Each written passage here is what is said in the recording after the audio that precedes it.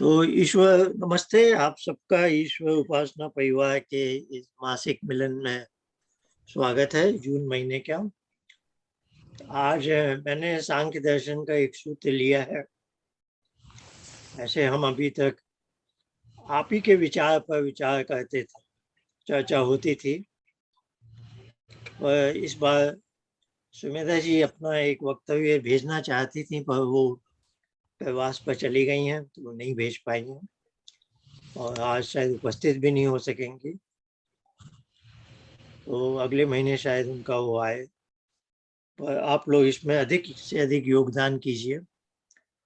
तो पिछले कुछ समय से हमारी चर्चा में एक विषय रहा है समाधि और सुषुप्ति का, और यह एक सांख्य का एक सूत्र है जो मेरे जीवन में मैं इससे बहुत अधिक प्रभावित हुआ। तो मैं आज उस सूत्र को ले रहा हूँ। उस पर अभी 1-2 महीने पहले हमारी बहन वेद जी ने भी विचार रखे हैं, और भी हमारे व्हाट्सएप ग्रुप में इस पर चर्चा होती है। तो ये विषय है, ये सांख्य दर्शन का। जैसा मैंने शायद पिछले महीने आपको बताया, मैं सांख्य दर्शन का हिंदी भाष्य लिख रहा हूँ। तो अभी वो काम चल रहा है। इसमें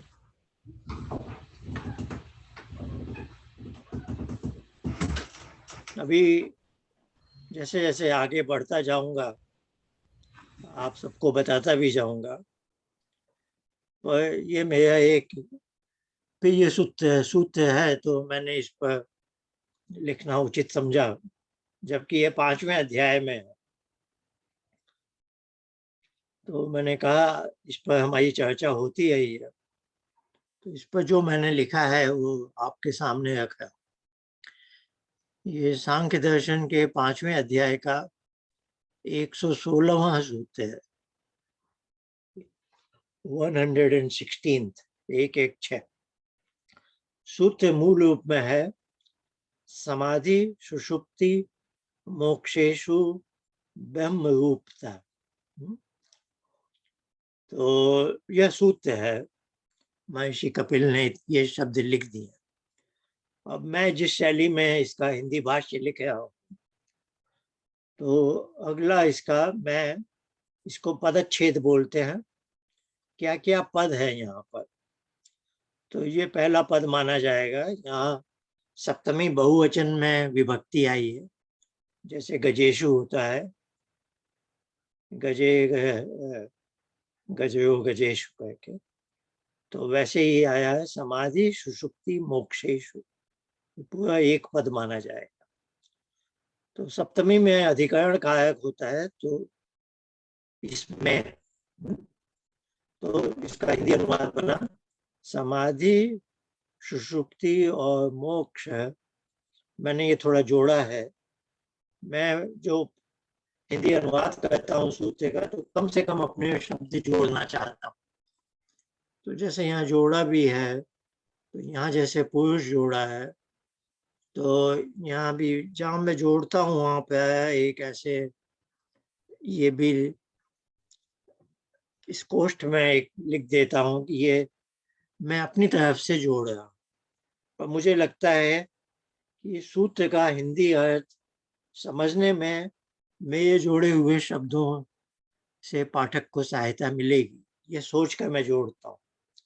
ये 3 अवस्थाएं हैं जीवात्मा की, तो ये अवस्था शब्द मैंने जोड़ा। तो मैंने क्या लिखा, समाधि सुषुप्ति और मोक्ष की अवस्थाओं में तो शब्द यहाँ से आएगा, सप्तमी से है, तो ये तो ऋषि का शब्द है। ब्रह्म रूपता है, तो मैंने यहाँ एक शब्द जोड़ा है पुरुष, यानी ब्रह्म रूप हो जाता है। तो कौन होता है? तो ये जो हमारा आत्म तत्व है पुरुष है, वह ब्रह्म रूप हो जाता है। तो जो पिछली पंक्ति में जो सूत्र लिखा है उसको मैंने हिंदी में उसका एक अनुवाद किया है। अब मैं ये जो शैली है, इसमें मैं थोड़ा व्याख्या करता हूँ, और इस सूत्र की व्याख्या कुछ लंबी हो गई है, वो आप समझ जाएंगे। तो व्याख्या में मैं कुछ बात कहना चाहता हूँ कि, और मेरा आशय होता है कि ऋषि का जो आशय है उसको प्रस्तुत करूं।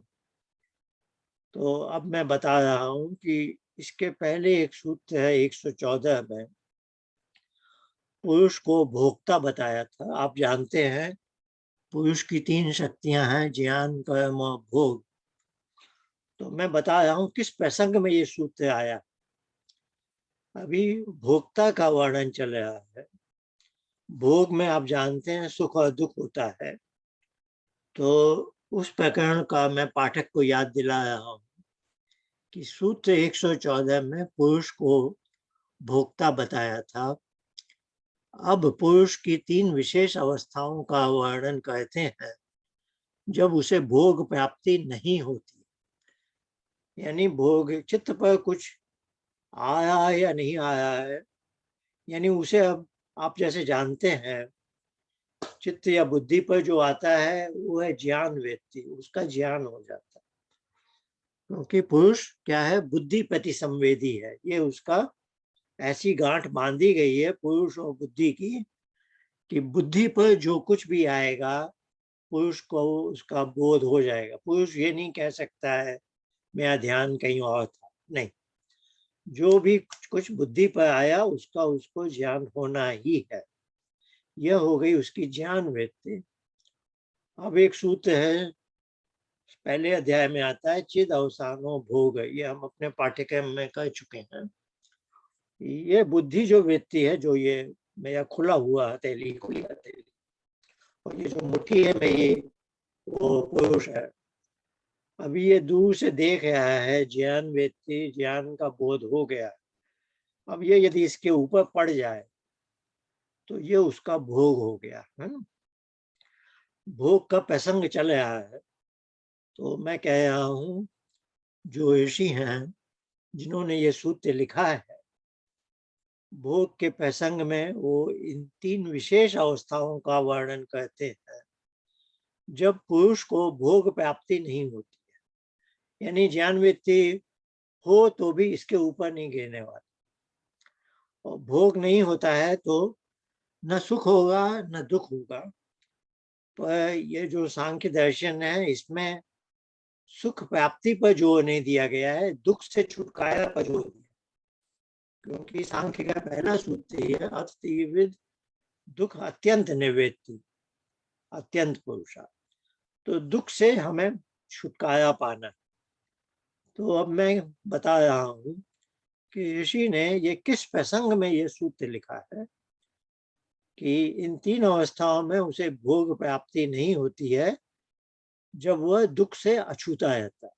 ये एक स्टेटमेंट है जो मैं लिख रहा हूँ कि ऋषि इस प्रसंग में यह बात क्यों कहना चाहते हैं। अब मैं एक एक बात थोड़ी उठाता हूँ। अब मैं उठा रहा हूँ कि यह क्रम मुझे अटपटा लग रहा है। यह क्रम है समाधि, सुषुप्ति, मोक्ष का। मैं एक सामान्य जिज्ञासु कॉमन सेंस से सोचूं तो पहले होना चाहिए था सुषुप्ति, फिर समाधि, फिर मोक्ष। यानी सुषुप्ति हमें अनायास मिल जाती है, हर मनुष्य को मिली हुई है। समाधि के लिए बहुत यत्न करने पड़ते हैं, और मोक्ष के लिए और भी ज्यादा यत्न करने पड़ते हैं। तो कॉमन सेंस में ये कहती है कि सुषुप्ति पहले होना चाहिए था पद, और समाधि बाद। अब मैं इसी का एक खुलासा कर रहा हूँ। ये मेरा अपने मन से है कि संभवतः ऋषि के मन में क्या होगा। तो अब मैं लिखता हूँ, समाधि के बाद सुषुप्ति का उल्लेख करने का एक कारण यह हो सकता है कि समाधि में देह देह यानी हमारी शरीर, देह एक चुने हुए आसन में रहता है, जबकि सुषुप्ति में देह पर कोई नियंत्रण नहीं रहता है कि शरीर लुढ़क जाता है, और मोक्ष में तो देह से पूर्णतः छुटकारा है। अब मैं एक ये वाक्य लिखा, इस वाक्य से मैं कल्पना कर रहा हूँ, ये सत्य है या नहीं मैं नहीं जानता, इसीलिए मैंने लिखा एक कारण यह हो सकता है ना। ऋषि का क्या भाव है मैं नहीं जानता, और मैं पाठक को एक संभावना बता रहा हूँ कि संभवतः इस सूत्र में यह जो क्रम है, समाधि के बाद सुषुप्ति फिर मोक्ष, इस क्रम का एक संभावना मुझे ये दिखती है कि पुरुष का शरीर से जो बाहर का देह है, स्थूल शरीर है, इससे उसकी क्या संबंध है।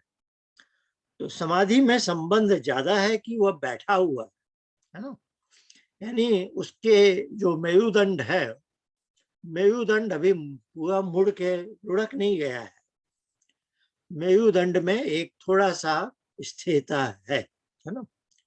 हम भी जब ध्यान में बैठते हैं तो हम कहते हैं ना कि सिद्धासन या सुखासन में बैठ जाओ, और हम ये बोलते हैं बहुत ज्यादा तने हुए मत बैठो, है ना, एक सहज भाव में स्थिर सुखम आसन वैसे बैठ जाओ।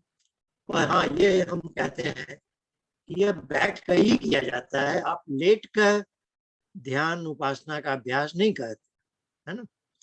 तो ये जो लेटने के बदले बैठना, इसमें है ना, ये आत्म तत्व को अपने शरीर का थोड़ा नियंत्रण रखना पड़ता है। तो वो जो नियंत्रण का एक क्रम है, मैं उस क्रम को प्रस्तुत कर रहा हूँ कि संभवतः ऋषि के मन में यह होगा कि समाधि में जब हम जाते हैं तो शरीर पर एक छोटा सा नियंत्रण है, सुषुप्ति में हम जा रहे हैं तब शरीर पर बिल्कुल नियंत्रण नहीं है, हमारा शरीर बिस्तर पर लुढ़क गया है, लेटा हुआ, और मोक्ष में तो शरीर है ही नहीं। तो मैंने एक संभावना व्यक्त की है कि पाठक को शायद उससे कुछ लाभ हो। अब मैं कह रहा हूँ, अब एक नई बात आ रही है, इसके बाद मैं अलग अलग प्रसंग उठाता हूँ जहां मुझे लगता है कि व्याख्या की जानी चाहिए। सांख्य दर्शन में अधिकांश जगह ईश्वर आया, केवल मेरे ख्याल से 2 जगह ही ब्रह्म आया। तो यहाँ ब्रह्म शब्द क्यों है ईश्वर के बदले, इस पर मैं एक विचार रखा। अब मैं कहता हूँ इन अवस्थाओं में, थोड़ा ऊपर ले जाता हूँ तो थोड़ा, इन अवस्थाओं में ये जो 3 अवस्थाएं हैं, पुरुष को ईश्वर का, अब मैं ऐसे लिखता हूँ इसका मतलब है ईश्वर को से मेरा क्या आशय है। ये एक भाषा है, इसको कहते हैं शबल ब्रह्म, मैं अभी आपको समझाऊंगा। इन अवस्थाओं में पुरुष को ईश्वर का, शबल ब्रह्म का सानिध्य नहीं बताया गया, यानी ईश्वर का सानिध्य नहीं बताया गया, बल्कि ब्रह्म का सानिध्य बताया गया है ना।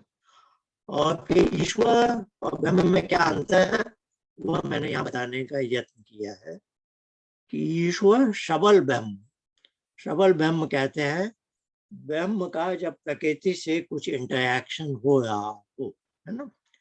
जब ब्रह्म का प्रकृति से इंटरैक्शन होता है, जब सृष्टि बनाता है, चलाता है, जो भी है, तब वह ईश्वर है, नहीं तो ब्रह्म है। तो यह मैंने कहा कि इन्होंने ईश्वर रूपता नहीं लिखा है, ब्रह्म रूपता लिखा है, तो इसका एक कारण ये होता है। फिर मैंने कहा ब्रह्म, फिर मैं इसको और थोड़ा व्याख्या कर रहा हूँ। ब्रह्म सृष्टि बनाने चलाने की प्रक्रिया में, यानी प्रकृति से जुड़ने पर ईश्वर कहलाता है। महर्षि दयानंद ने आर्य समाज के प्रथम नियम में ब्रह्म को परमेश्वर कहा।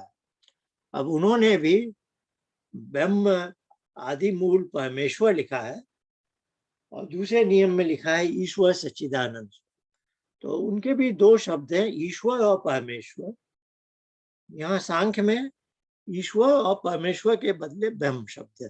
तो मैं ये पाठक को समझाना चाह रहा हूँ कि जैसे ईश्वर और ब्रह्म में जो अंतर है, वही अंतर ईश्वर और परमेश्वर में है, ये महर्षि दयानंद की शब्दावली। हर ऋषि की अलग शब्दावली होती है, दोनों में कोई अंतर नहीं है, बात एक ही बोल रहे हैं। और जहां पर कपिल ने ब्रह्म शब्द लिया है, वहां दयानंद ने परमेश्वर शब्द लिया है। फिर मैंने कहा उन्होंने, दयानंद ने, समाधि का वर्णन परमेश्वर के आनंद स्वरूप भाव में मग्न होना लिखा है। जो यहाँ ब्रह्म रूपता लिखी है, तो वहां उन्होंने लिखा है परमेश्वर के, उन्होंने भी ये नहीं लिखा ईश्वर के आनंद स्वरूप भाव में, है ना, न कि ईश्वर के आनंद स्वरूप भाव। समाधि और मोक्ष में ब्रह्म के आनंद स्वरूप भाव की प्रतीति है, किंतु सुषुप्ति में पुरुष को आनंद रस की प्राप्ति का भान नहीं रहता है। तथापि अब मैं एक नया विषय उठा रहा हूं कि सुषुप्ति में वह आनंद शायद नहीं मिलता है, फिर भी इन्होंने क्यों ब्रह्म रूपता लिखा है ना, कपिल ने क्यों उसको ब्रह्म रूपता कहा है?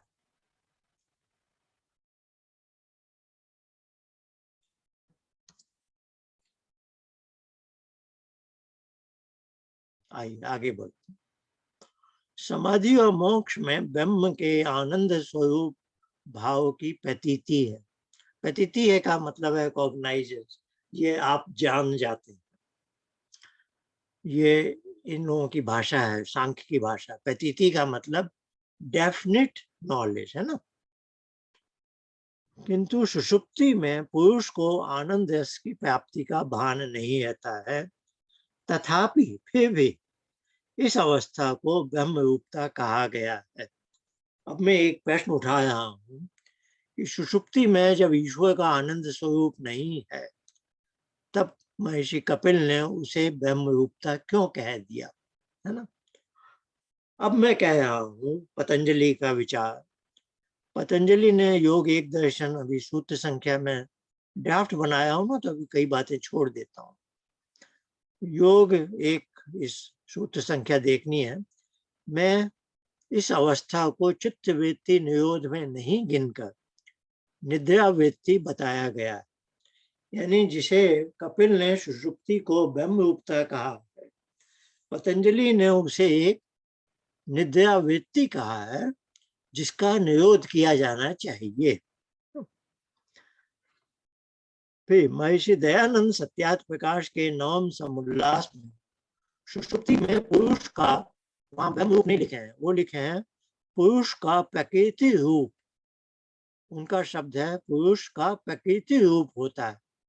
अब ये मैंने पाठक को समझाने के लिए कि प्रकृति रूप क्या है, सत्व रजस तमस की साम्यावस्था, यानी वहां फ्लक्चुएशन नहीं है ना। पुरुष का प्रकृति रूप होना बताते हैं, न कि ब्रह्म रूपता। अब है ना, तीन ऋषियों की बातें बताई जा रही। कपिल ने कहा सुषुप्ति में ब्रह्म रूपता है, पतंजलि ने कहा सुषुप्ति में निद्रा वृत्ति है, जिसका निरोध किया जाना चाहिए, यानी that is not desirable for समाधि। और महर्षि दयानंद कह रहे हैं सुषुप्ति में पुरुष कहाँ होता है, ब्रह्म रूपता नहीं होती, उसको प्रकृति रूप हो जाता है। तो तीनों की बात अलग अलग लग सकती है पाठक को। अब मैं आगे का पढ़ता हूँ, एक मिनट थोड़ा और ऊपर ले आऊं इसको। इन तीन वर्णनों में एक बात सब पर लागू होती है। अब मैं इसका एक सामंजस्य निकाल रहा हूं कि विरोधाभास नहीं दिखे। तीन ऋषियों के तीन शब्द अलग अलग हैं, तो मैं कह रहा हूं इन तीन वर्णनों में एक बात सब पर लागू होती है कि पुरुष का चित्त से अलगाव हो गया है, चित्त से अलगाव हो गया। इन तीन वर्णनों में भेद नहीं है। अब मैं बता रहा हूं भेद नहीं, यानी कोई विरोध नहीं है, क्योंकि अब मैं इसका जस्टिफिकेशन दे रहा हूं क्यों भेद नहीं। जो कपिल के शब्द हैं ब्रह्म रूपता, उसमें एक निहित अर्थ है ब्रह्म रूपता में, क्योंकि ब्रह्म का स्वरूप क्या है, ब्रह्म का स्वरूप दुख रहित भी है, जिसको भूह शब्द कहते हैं, और आनंद स्वरूप भी है, स्व भी है। यानी ईश्वर का जो सच्चिदानंद स्वरूप है, ईश्वर का अपना जो स्वरूप है, उसमें निहित क्या है, वह दुख रहित भी है और आनंद स्वरूप भी है, दोनों है, दोनों सम्मिलित है। सुषुप्ति में दुख रहितता की प्राप्ति है, जबकि समाधि और मोक्ष में दुख रहितता और आनंद स्वरूप दोनों की प्राप्ति। तो ब्रह्म के स्वरूप में भूव भी है, स्व भी है। तो सुषुप्ति में एक हिस्से की प्राप्ति है, वो भी ब्रह्म रूपता ही गिनी जा सकती है। तो जो महर्षि दयानंद ने कहा कि ईश्वर का आनंद स्वरूप है, सुषुप्ति पर वो लागू नहीं हुआ, लेकिन सुषुप्ति में ये लागू हुआ कि ईश्वर का जो स्वरूप है, जो इसको ब्रह्म या परमेश्वर कहेंगे, वह दुख रहित है। तो सुषुप्ति में भले ही हमें आनंद रस की प्राप्ति न होती हो रियल टाइम मोड, क्योंकि हम तो बेसुध है, हम बेसुध हैं, पर एक बात जरूर है, बेसुध है तो हमें दुख भी नहीं है ना। तो दुख नहीं है, इसको हम जस्टिफाई करते हैं कि हाँ, ये भी ब्रह्म रूपता है और यही प्रकृति रूपता है, क्योंकि अब सत्व रजस तमस की साम्य अवस्था है, चित्त पर कोई फ्लक्चुएशन भी नहीं है ना। तो तीनों ऋषियों की बात एक ही है। इन तीनों अवस्थाओं में ब्रह्म रूपता कहने का एक और कारण, अब मैं एक और बता रहा हूँ कि कपिल ने इसको सुषुप्ति को ब्रह्म रूपता क्यों कहा है। एक और कारण है कि ये तीनों अवस्थाएं ईश्वर की कृपा से प्राप्त होती हैं, वह पुरुष को इन अवस्थाओं में ले जाता है। ऐसा नहीं है कि हम वहां जाते हैं, वह ले जा रहा है। तो ये भी एक, जैसे ब्रह्म में ले जा रहा है तो ब्रह्म रूपता के अंतर्गत आया है ना। तो हमने ये कुछ पहले तो देखा कि इसका क्रम क्यों ऐसा है।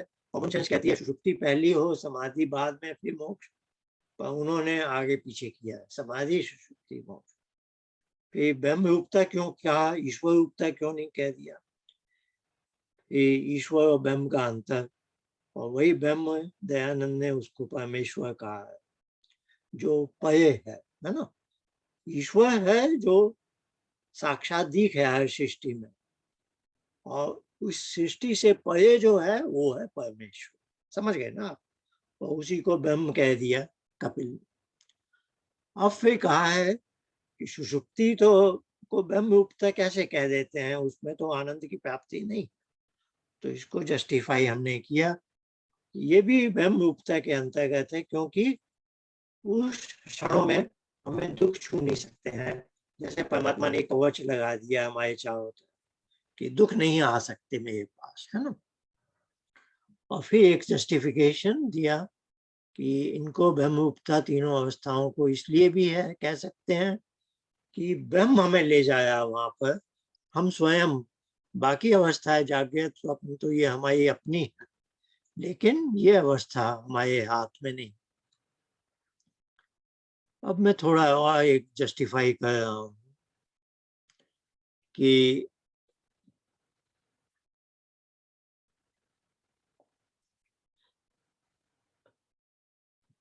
मैं ईश्वर सर्वव्यापक है, तो ब्रह्म भी क्या सर्वव्यापक है। अभी देखिए, कॉमन सेंस से एक मनुष्य सोचे कि ये सारे मेरी चारों तरफ एक कक्ष में इतनी चीजें हैं, सृष्टि दिख रही है, बाहर पेड़ पौधे हैं, सब है, आकाश है, यह सब सृष्टि फैली हुई है।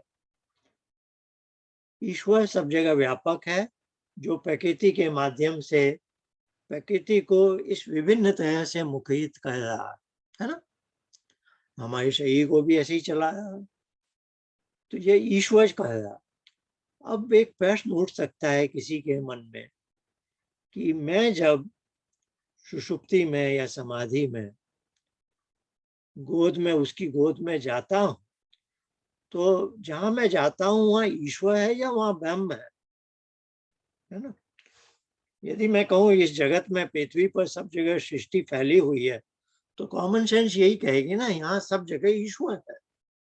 और जहाँ ईश्वर है वहां क्या ब्रह्म भी है, या जहाँ सृष्टि से परे जहाँ एक स्थान है, वहां प्रकृति है ही नहीं, वहां पर है ब्रह्म या परमेश्वर। आप समझ रहे हैं मेरा प्रश्न? तो यह एक जिज्ञासु के मन में एक प्रश्न उदित हो सकता है कि ईश्वर, सारे जो जगत हमें दिख रहा है वहां है, और परमेश्वर जैसे इस जगत से दूर, कहीं बहुत दूर, वहां पर वो परमेश्वर है। तो मैं ये बात अब समझाना चाह रहा हूँ कि जहां जहां ईश्वर है वहां वहां परमेश्वर ब्रह्म भी है। तो देखिए, अब ये बात, अब ये एक नया प्रकरण शुरू हो रहा है, ये कि एक ही स्थान में, जैसे मेरी इस उंगली की एक नोक है, उसी नोक पर ईश्वर भी है और वहां परमेश्वर भी है। एक ही स्थान में दोनों कैसे है? तो ब्रह्म, ब्रह्म या परमेश्वर, ये मैंने पर्यायवाची के रूप में लिखे हैं। ब्रह्म या परमेश्वर ही ईश्वर कहलाता है जब वह प्रकृति का अधिष्ठातृत्व ले लेता। अधिष्ठातृत्व यानी उसकी गवर्निंग अथॉरिटी उसके पास है। तो जहां जहां प्रकृति है वहां ईश्वर है, और उसके पास ईश्वर और प्रकृति की रिलेशनशिप है कि ईश्वर उसका अधिष्ठाता है ना, उसकी प्रेसाइडिंग एंटी, वो निश्चय करता है कि प्रकृति से क्या काम लेने हैं, इसको कहेंगे अधिष्ठातृत्व। इन तीन अवस्थाओं में ब्रह्म रूपता को समझने के लिए यह समझना आवश्यक है कि पुरुष एक देशी है। जो हमारा आत्म तत्व है वो एक पॉइंट सिंगुलैरिटी है, एक स्थान पर, और निराकार है कि उसकी लंबाई चौड़ाई मोटाई शून्य है। जैसे ज्यामिति में एक बिंदु की होती है, जैसे इन बच्चे ग्राफ पेपर पे एक पेंसिल, नुकीली पेंसिल से एक पॉइंट बना देते हैं, पर थ्योरेटिकली वो लिखते हैं, बच्चे से पूछा जाए कि ये बिंदु क्या होता है, तो लिखेगा इसकी ना लंबाई है ना चौड़ाई है, ऐसे। पर हाँ, उसका एक स्थान है ना। तो ग्राफ पेपर में एक्स एक्सिस पर बताएगा 3 इकाई, वाई एक्सिस पर 4, फिर बोलेगा मैंने ये बिंदु वहां बनाया है, इसका कोऑर्डिनेट है 3,4, है ना। तो उसका वो लोकेशन है खाली, और कोई पैरामीटर नहीं होता उसका, क्योंकि उसकी लंबाई चौड़ाई नहीं होती। तो अब सूक्ष्मता की बात हो रही है। सूक्ष्मता की दृष्टि से पुरुष प्रकृति से सूक्ष्मता है, हम ज्यादा सटल, रिफाइंड है ना, किंतु ईश्वर से कम सूक्ष्म है। पंचभूत में, अब ये जो पंचभूत हैं, जो हमारी इंद्रियों के विषय बंधन भेजते हैं, अग्नि है, अग्नि से रूप चलता है और हमारे चक्षु इंद्रिय पे आता है। तो मैं कह रहा हूं वहां भी एक श्रृंखला है। पंचभूत में जल पृथ्वी से सूक्ष्मता है, वायु जल से सूक्ष्मता है, इत्यादि। यानी सबसे अधिक ग्रॉस जो स्थूल है वह पृथ्वी है। ये अणु में बात हो रही, ये इनके एटॉमिक, यानी पृथ्वी जो पंचभूत है उनका जो अंतिम टुकड़ा है ना, उसको अणु बोलते हैं। तो अणु में भी 5 अणु हैं, लेकिन उनमें भी एक श्रृंखला है ना। तो पृथ्वी अधिक स्थूल है, जल उससे कम स्थूल है या अधिक सूक्ष्म है, फिर वायु, फिर अग्नि, फिर आकाश, है ना। ये एक श्रृंखला है। ये सूक्ष्मता की अभी बात चल रही है, अभी बात हो रही है पंचभूत में क्या सूक्ष्मता है। यह भी समझना होगा कि जहाँ ईश्वर है वहाँ ब्रह्म परमेश्वर भी है। वस्तुतः दोनों एक ही इकाई है ना। अब मैं समझाना चाह रहा हूँ कि सृष्टि में जहाँ ईश्वर तो सब जगह है, जहाँ ईश्वर है वहाँ ब्रह्म भी है। ऐसा बताना आवश्यक है कि ब्रह्म सर्वांश में प्रकृति के साथ संलग्न नहीं हो जाता। देखिए, समझने की कोशिश कीजिए कि एक जो बिंदु है जहां पर, जहां मैं हूं पुरुष, अब पहले क्या हुआ कि पुरुष से अधिक सूक्ष्म ईश्वर है, यानी उस पुरुष के अंदर भी ईश्वर है। ठीक है, ये पहले ये बात। अब मैं कह रहा हूं कि जहां ईश्वर है वहां ब्रह्म भी है। अब कहानी ब्रह्म से शुरू होती है, क्योंकि ब्रह्म ही अधिक व्यापक है, क्योंकि जहाँ प्रकृति नहीं भी है वहां भी ब्रह्म है। तो अब हम कह रहे हैं कि जगत में सब जगह ब्रह्म है, परमेश्वर है, और जहां जहां सृष्टि है वहां ब्रह्म का एक अंश सृष्टि से काम ले रहा है, लेकिन वह सर्वांश में पूरा 100% वो प्रकृति से काम नहीं लेता। उसका एक अंश काम में ले रहा, बाकी अंश वो ब्रह्म के रूप में। आप समझ गए?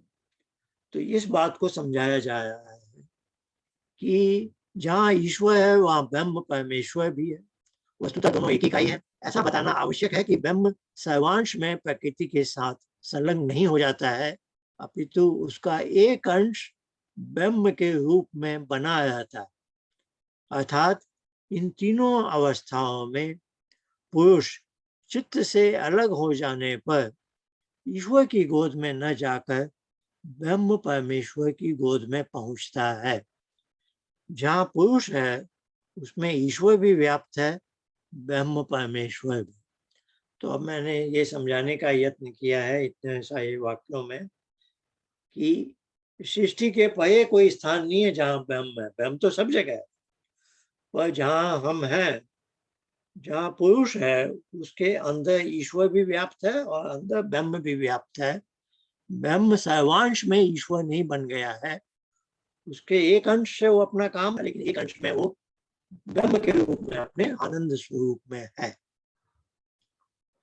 ऐसे ईश्वर भी आनंद स्वरूप है, लेकिन यानी वो प्रकृति से एंगेज नहीं। मतलब अब इसको मैंने एक और सांसारिक उदाहरण से समझाने की कोशिश की।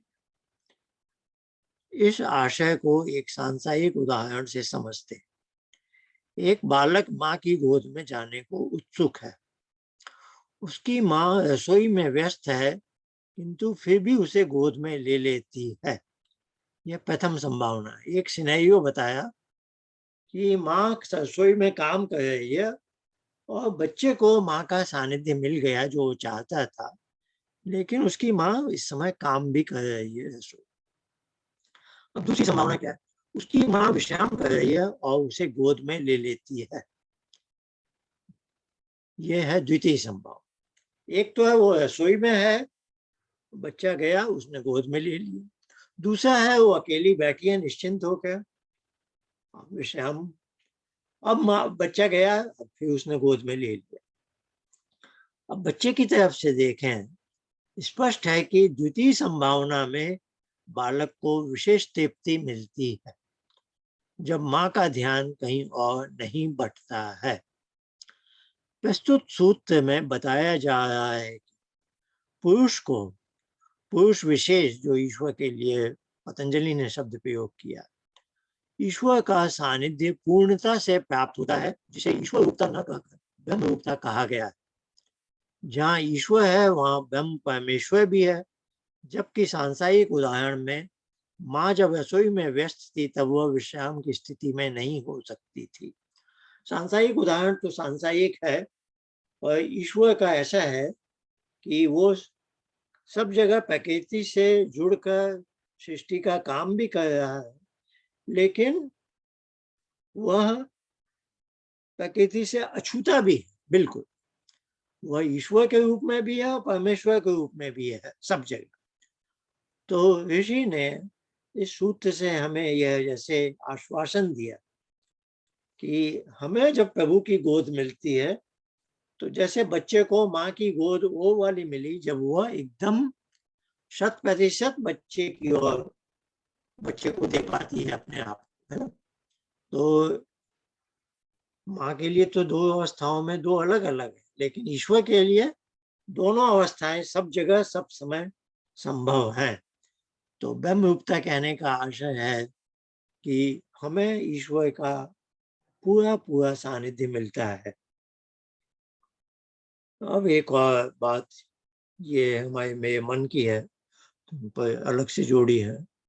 यजुर्वेद 30:3 विश्वानी देव वाला जो मंत्र है के संदर्भ में कहें तो सुषुप्ति में देह स्थूल शरीर के विकार दूर किए जाते हैं जबकि समाधि में अहंकार में धारण किए संस्कार भी प्रथमतः आगादी क्लेश के और बाद में बंध के अन्य संस्कार भी दूर किए जाते हैं। तो अब मैं कह रहा हूं दोनों में ही ब्रह्म रूपता है, लेकिन सुषुप्ति में शरीर की, जैसे विश्वानी देव सविता द्वैतानी में क्या कहते हैं, हमारे द्वैत सब दूर चले जाएं, ईश्वर से हम ऐसी प्रार्थना करते हैं। तो सुषुप्ति में वो क्या कहता है, हमारे स्थूल शरीर के जो गंदगी है, वेस्ट प्रोडक्ट्स हैं, उनको अलग कर देता है ना। और समाधि में हमारे सूक्ष्म शरीर के भी जो विकार हैं उनको भी अलग कर देता है।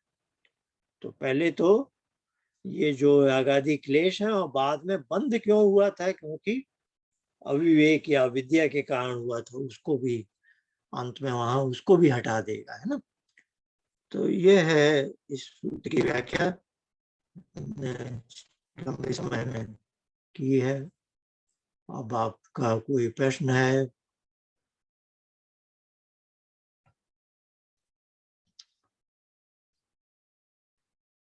हम इस पर थोड़ी चर्चा कर सकते हैं, फिर एक ध्यान के अभ्यास में भी बैठ सकते हैं। आचार्य जो शब्द था वो शुरू में ब्रह्म के लिए आपने शबल, हाँ, उसकी सरल हिंदी में क्या अर्थ हो सकता है? वो प्रकृति से इंटरैक्टिव मोड। अच्छा, शबल हाँ, प्रकृति से इंटरैक्टिव। देखिए ईश्वर को हम प्राय सृष्टि से जानते हैं, हम सीधे ईश्वर को नहीं देखते, हम इस सृष्टि को देखकर कल्पना करते हैं कि अनुमान लगाते हैं। हाँ, अनुमान जी। वो जो भी हम कल्पना कर रहे हैं वो सबल ब्रह्म की कर रहे हैं। हाँ, क्योंकि एक मनुष्य सृष्टि को देखकर कल्पना करता है कि सृष्टि को बनाने वाला, चलाने वाला कैसा है ना।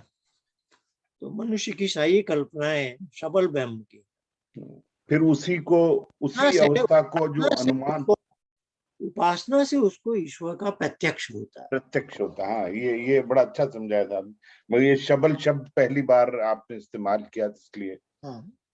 और दूसरा आचार्य जी, ये जैसे सूत्र नंबर आपने 5.111 कहा, तो ये स्वामी विवेक जगदीश्वरानंद जी की जो पुस्तक है, इसमें ये 5वें में 78 नंबर पे है। ये हमारे आर्य समाज में अच्छा, दर्शन के एक बड़े विद्वान थे, आचार्य उदयवीर शास्त्री।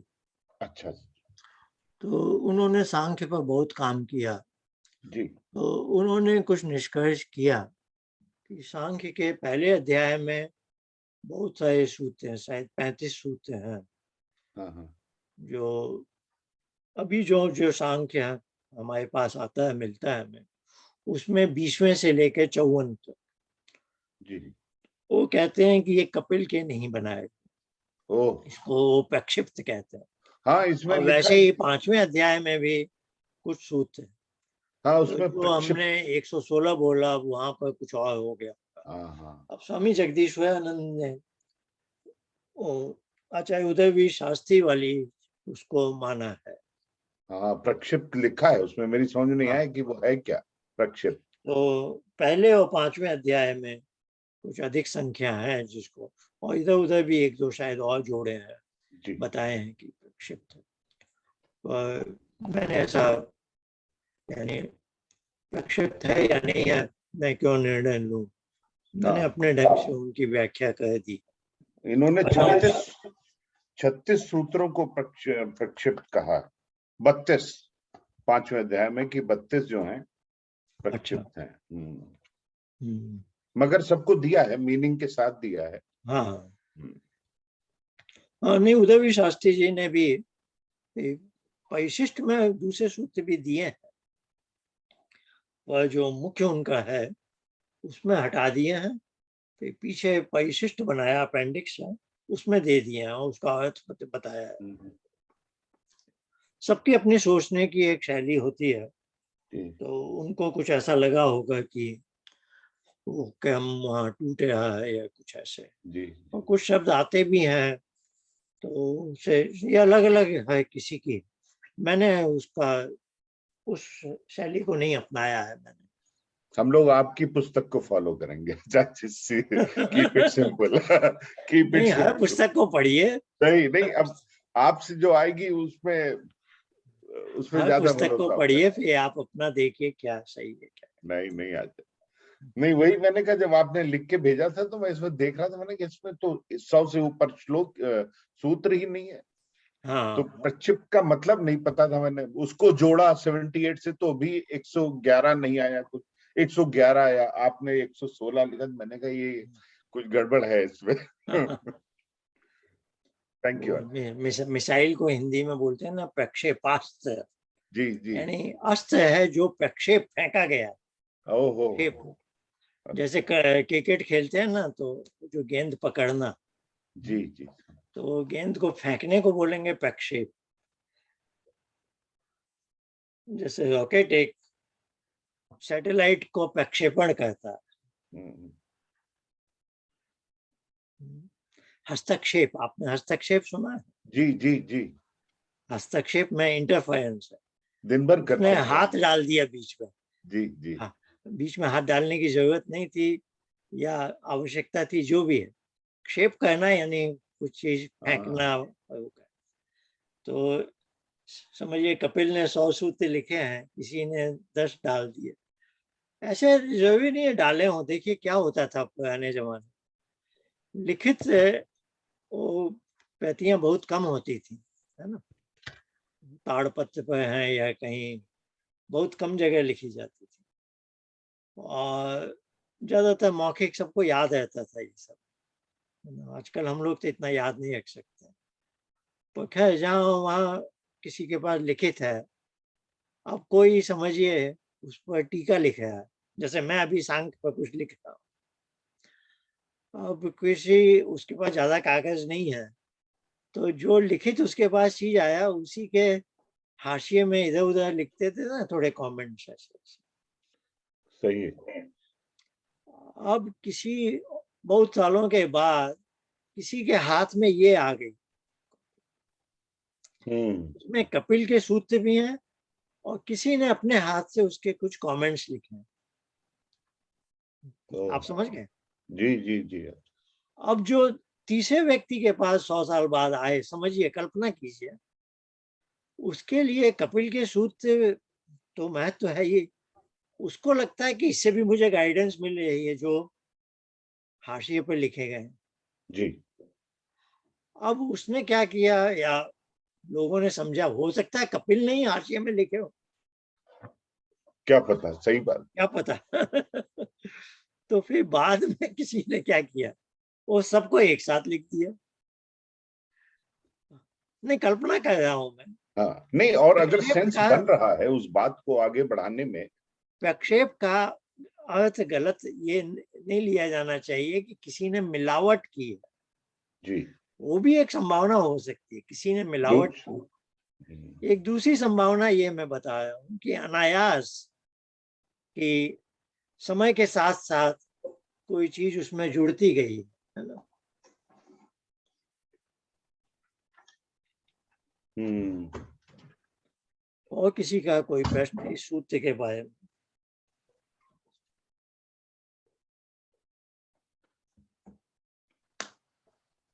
आचार्य जी, इस सूत्र के बारे में तो नहीं है।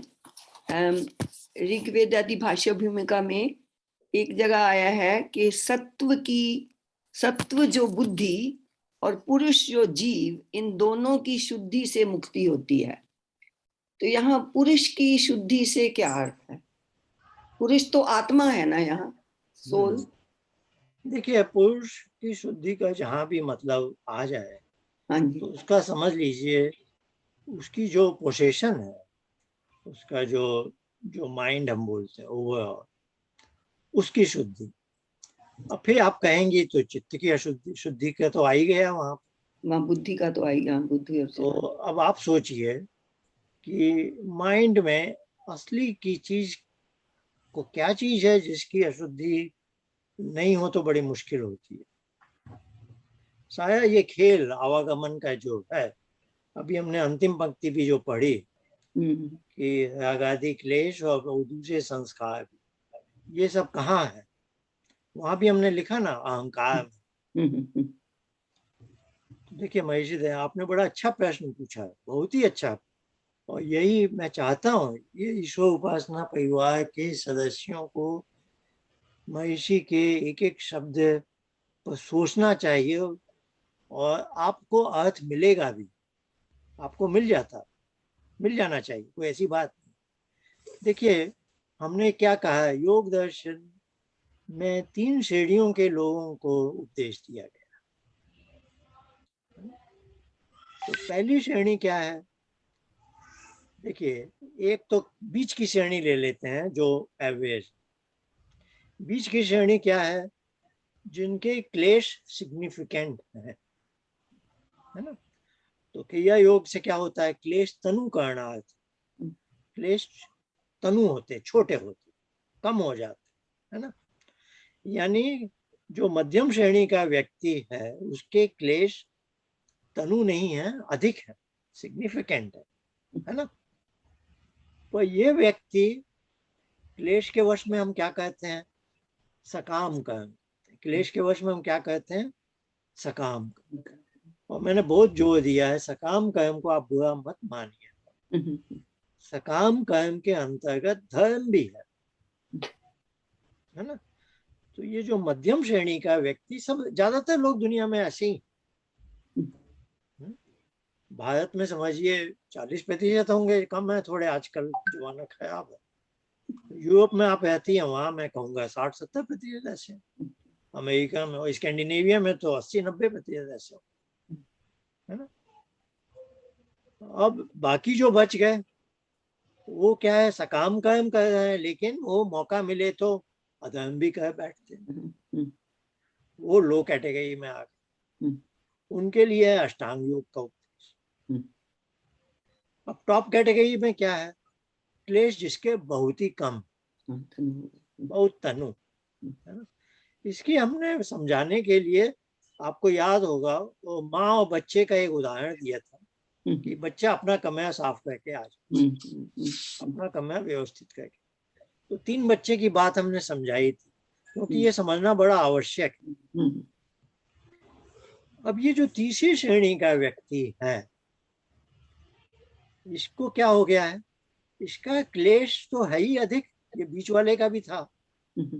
इसके अधिक क्लेश ने अब इसके चित्त में गंदगी पैदा कर दी है, जिसको कहते हैं चित्त में अशुद्धि। अब महर्षि दयानंद का जो शब्द आपने बोले, उसका अर्थ आपको बहुत आसानी से समझ में आ जाए। सबसे पहले मनुष्य को अपने चित्त की अशुद्धि हटानी है, ये उनका पहला शब्द है, चित्त की अशुद्धि। हाँ। अब इसके बाद इसके अंदर जो क्लेश है उनको हटाना। अब ये क्लेश, बजाय ये कहने की कि अहंकार में से क्लेश हटाओ, इसको उन्होंने कह दिया पुरुष को अपनी अशुद्धि हटानी, क्योंकि ये सब पुरुष का ही स्वामित्व है। देखिए, आपने गंदे कपड़े पहने हैं तो भी आपको कहा जाएगा आप साफ नहीं आए, आप स्वच्छ होके नहीं आए। ठीक है, ठीक है। आपने स्नान कर लिया हो लेकिन गंदे कपड़े पहने, आपके कपड़े गंदे हैं तो भी यही माना जाएगा ना कि आप गंदे हैं। ठीक है, हाँ जी।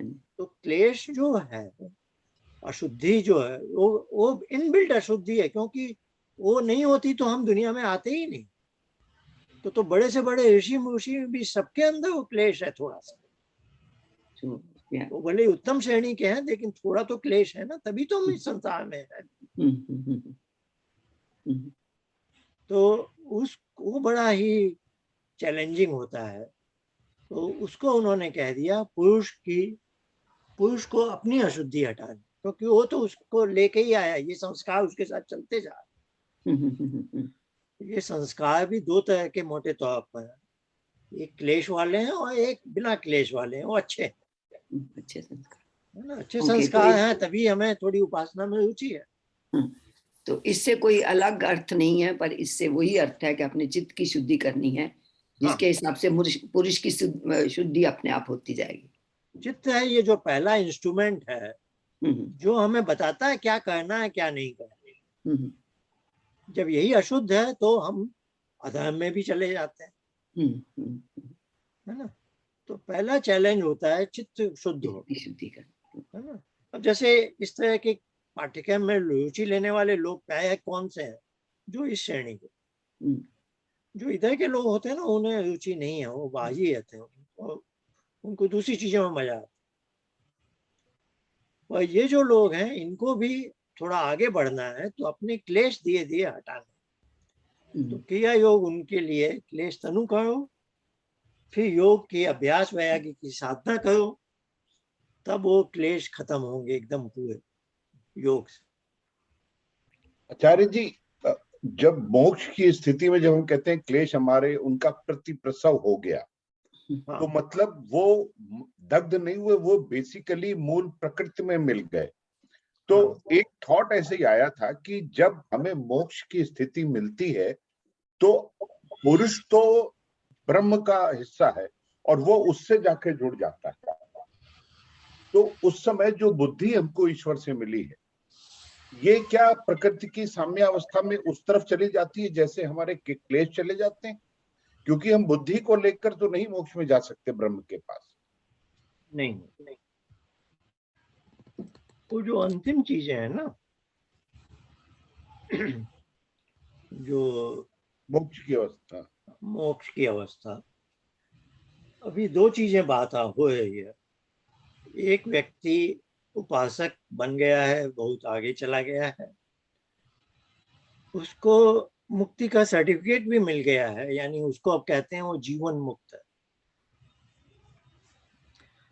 तो ये जो उपासक जीवन मुक्त बन रहा है, अब इसके अहंकार में जो भी क्लेश था, देखिए क्लेश कई तरह के हैं, सबसे प्रिंसिपल मुख्य क्लेश है अविद्या का या अविद्या। अविवेक का, उससे दूसरे क्लेश जन्म लेते हैं, है ना।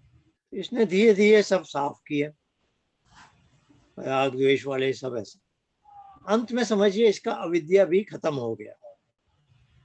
अब ये व्यक्ति हो गया है मुक्त, जीवन मुक्त, लेकिन हमारे जैसा शरीर को धारण किए हुए, शरीर को धारण किए हुए, यानी इसकी बुद्धि और इसका पुरुष अभी वो गांठ बंधी हुई है, तभी ये जीव के रूप में चल फिर रहा है। जी आप तो रामायण भी देखते पढ़ते हैं जी ना, जी। तो अभी रामायण का हमारा जो शनिवार का प्रसंग अभी चलेगा, तो चित्रकूट से आगे जब जाते हैं बड़ी विचित्र घटना हो गई। हाँ, वो जो आत्मदाह करता है हाँ, ऋषि। हाँ उससे राम पूछ रहे हैं महर्षि अगस्त्य का बताइए, हाँ हाँ हाँ, हाँ। वो रास्ता बता दिया ऐसे ऐसे।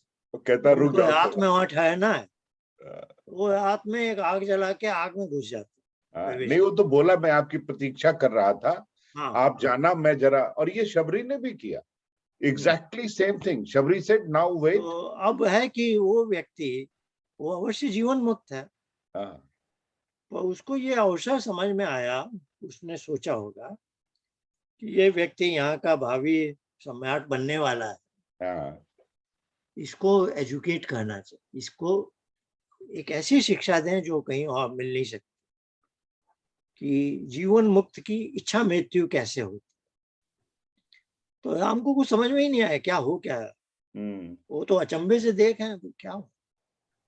तो ये उनको एक समझाने के लिए कि एक जो जीवन मुक्त व्यक्ति है, जो अपने जीवन चला रहा है किसी उद्देश्य से, दूसरों को शिक्षा देने, अब उसे भी लगता है कि अब बहुत हो गया, अब मैं जीने की ज्यादा जरूरत नहीं है, और भी लोग हैं। तो अभी इन्होंने जो कहा, इनका प्रश्न था कि बुद्धि प्रकृति में कब जाएगी। अभी तो क्या है, जब पुरुष और बुद्धि वाली गांठ, वो गांठ है ना हृदय के अंत, जी वो हमें बंद कर में दिलाती, यानी हमारा बंधन वहां से शुरू होता है। तो ये शब्द बड़ा अजीब सा है, जीवन मुक्त, मुक्त भी है और जीवन भी चल रहा है, ये विरोधाभास है। और इसको समझने का ये ढंग है कि उसको मुक्ति से, देखिए क्लेश क्या है, असल में क्लेश हमें मुक्त, स्वभाव हमारा मुक्त है, उससे मुझे ढक लेते हैं, मेरे स्वभाव को ढक लेते हैं। क्लेश क्या है? जो मेरा नित्य शुद्ध बुद्ध मुक्त स्वभाव है, उसको जैसे काले बादल ने ढक लिया। तो क्लेश वैसी चीज है कि स्वभावतः मुझे मुक्त होना चाहिए और वो मुझे मुक्त होने नहीं दे। पिंजड़े में जैसे किसी ने, क्लेश को समझ लीजिए जैसे पिंजड़ा, पिंजड़े में आप बंद हैं। अब क्या है कि क्लेश आपके सब मिट गए हैं, मुक्त हो गए हैं आप, क्लेश सब चले गए हैं, लेकिन वो गांठ अभी भी है, वो गांठ अभी भी है। गांठ वो तो, वो नहीं होगी गांठ तो ये शरीर से आपका कनेक्शन नहीं होगा। आपको फिर शरीर क्यों चाहिए? अब वो जो बुद्धि जो है, जिसको सत्व कहा अभी प्रेम बहन जी ने, महर्षि दयानंद के साथ, बुद्धि के लिए सत्व भी आ जाता है। वो ये एम्फेसाइज करने के लिए है कि स्वभाव से वो अशुद्ध नहीं होती है जी। बुद्धि को आपने अशुद्ध किया है, अब आप उसे हटाओ। स्वभाव से वो शुद्ध है, इसलिए उसको कहा ना, वो हमेशा धर्म बताती है, वह धर्म का ही आपको रास्ता बताती है। वह आपने उसको गंदगी उसमें डाल दी है, अब आपको अधर्म में रुचि होने लगी ना। तो खैर बात थी कि अब इसकी तो बुद्धि शुद्ध पवित्र है, इसके अहंकार में भी वो क्लेश नहीं है जो उसको मुक्ति से अलग करते, लेकिन यह अभी भी अपने शरीर में को खींच रहा है, शरीर की गाड़ी खींच रहा है ना। इसको कहते हैं इसका देहपात नहीं हुआ, इसका शरीर गिर नहीं गया, लुढ़क नहीं गया, है ना। क्यों नहीं लुढ़का है? क्योंकि वो गांठ अभी भी है। अब वो गांठ तभी खुलेगी जब वो शरीर से डिस्कनेक्ट होगा, है ना। तो देखिए अभी जो कविंद्र जी ने पूछा है प्रश्न, उसमें सब क्लेश चले गए हैं, अविद्या के भी क्लेश चले गए हैं, तो अब वो मुक्त है, फॉर ऑल प्रैक्टिकल पर्पज वो मुक्त है। लेकिन वह संसार में एक जीव की तरह जी रहा है, इसीलिए उसको जीवन मुक्त कहा, क्योंकि उसका जो सूक्ष्म शरीर और फिर स्थूल शरीर का ये जो पूरा ताना बाना है, यह अभी इंटैक्ट है। लेकिन अब उसके अंदर कोई बाधा नहीं है, अब कोई क्लेश नहीं बचा है जो उसको मुक्ति से दूर कर रख रहा है। अब ये जब चाहे ये संसार से जा सकता है, ये इसकी इच्छा पर है।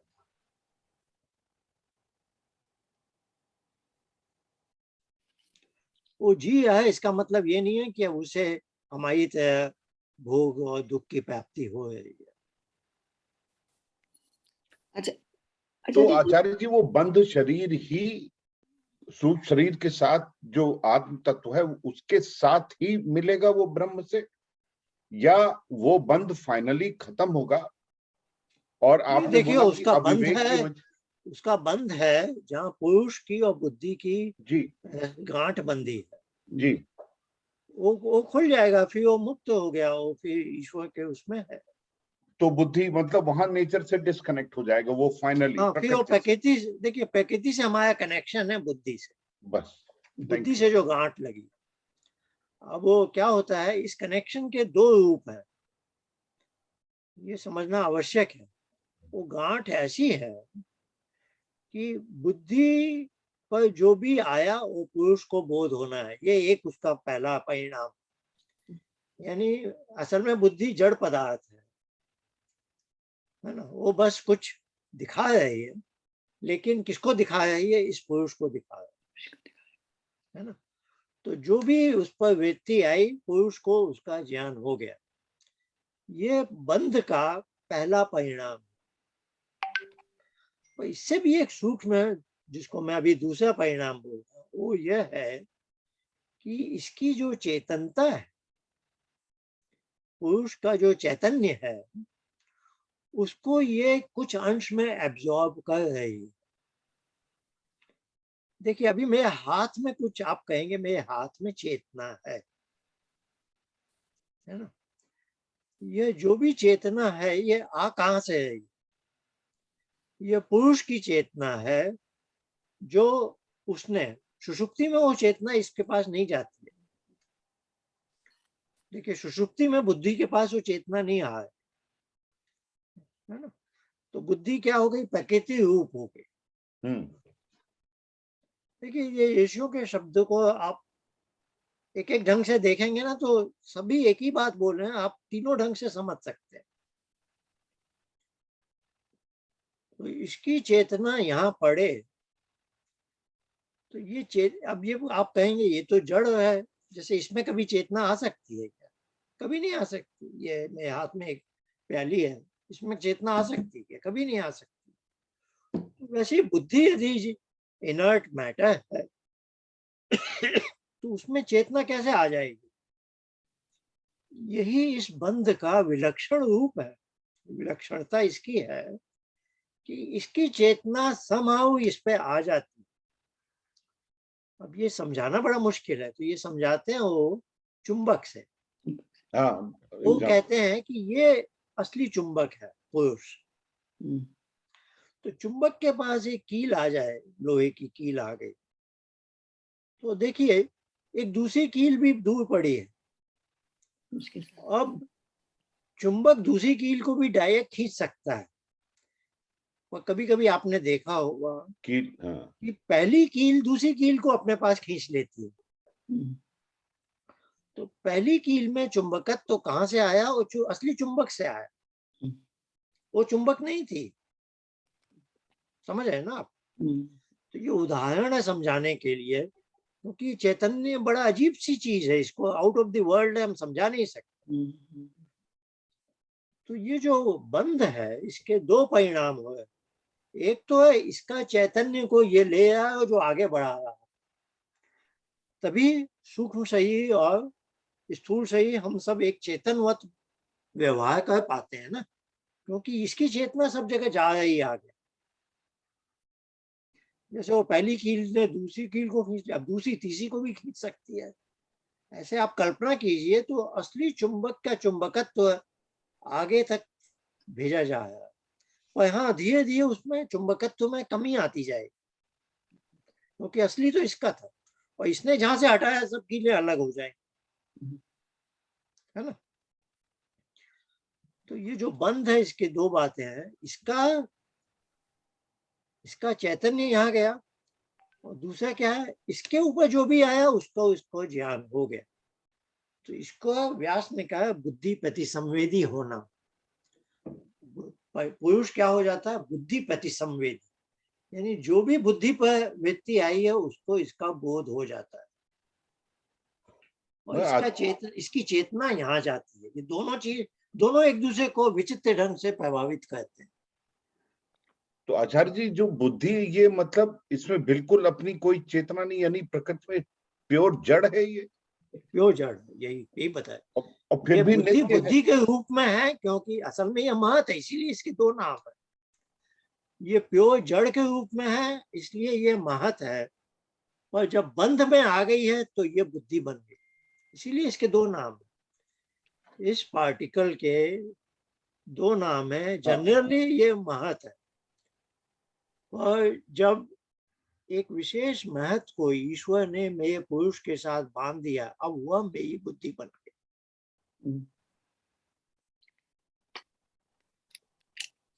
वो सत्व प्रधान है, थोड़ा उसमें जो तम है, लेकिन मुख्यतः सत्व प्रधान।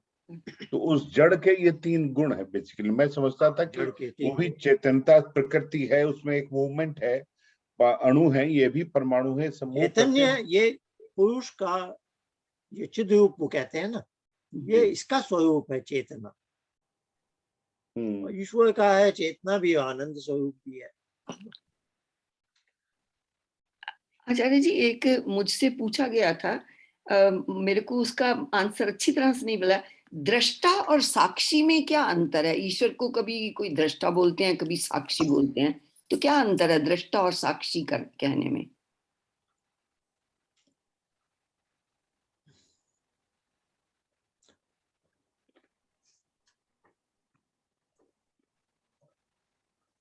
साक्षी, देखिए जो दृष्टा है वो साक्षी भी है, देख रहा है, साक्ष अक्ष है आंखों के लिए, अध्यक्ष होता है ना जो सबसे ऊपर बैठ कर देखता है सब। अब साक्षी में देखता वो है, देख रहा है, जो देखता है वही साक्षी दे सकता है, इसलिए दृष्टा में इन्वॉल्वमेंट है थोड़ा, साक्षी है जो डिटैच्ड होकर देख रहा है। हाँ ठीक है, तो आई वॉज राइट। इसीलिए पहला टाइम आएगा साक्षी। साक्षी है वो देख रहा है, वो भी उसे वो दृष्टा नहीं कहेंगे। इंटरफियर नहीं कर रहा है जहाँ इसको, इंटरफियर भी मत लाइए अभी। हाँ जी हाँ जी, वो मात्र देख रहा है, ऑब्जर्वर मात्र है। देख रहा है। अब वह दृष्टा है, जैसे पुरुष दृष्टा है। आप योग दर्शन में दूसरे अध्याय में देखेंगी तो दृष्टा और दृश्य की शब्दावली, हाँ दृष्टा और दृश्य को जोड़ा गया है ना, क्योंकि वहां है हेयम दुखम अनागतम, हमें दुखों से छुटकारा पा। दुख है यानी ये जो बुद्धि वृत्ति थी वो मेरे ऊपर आ रही है, यानी मैं इससे अटैच्ड हो गया हूँ, मैं डिटैच नहीं हूँ।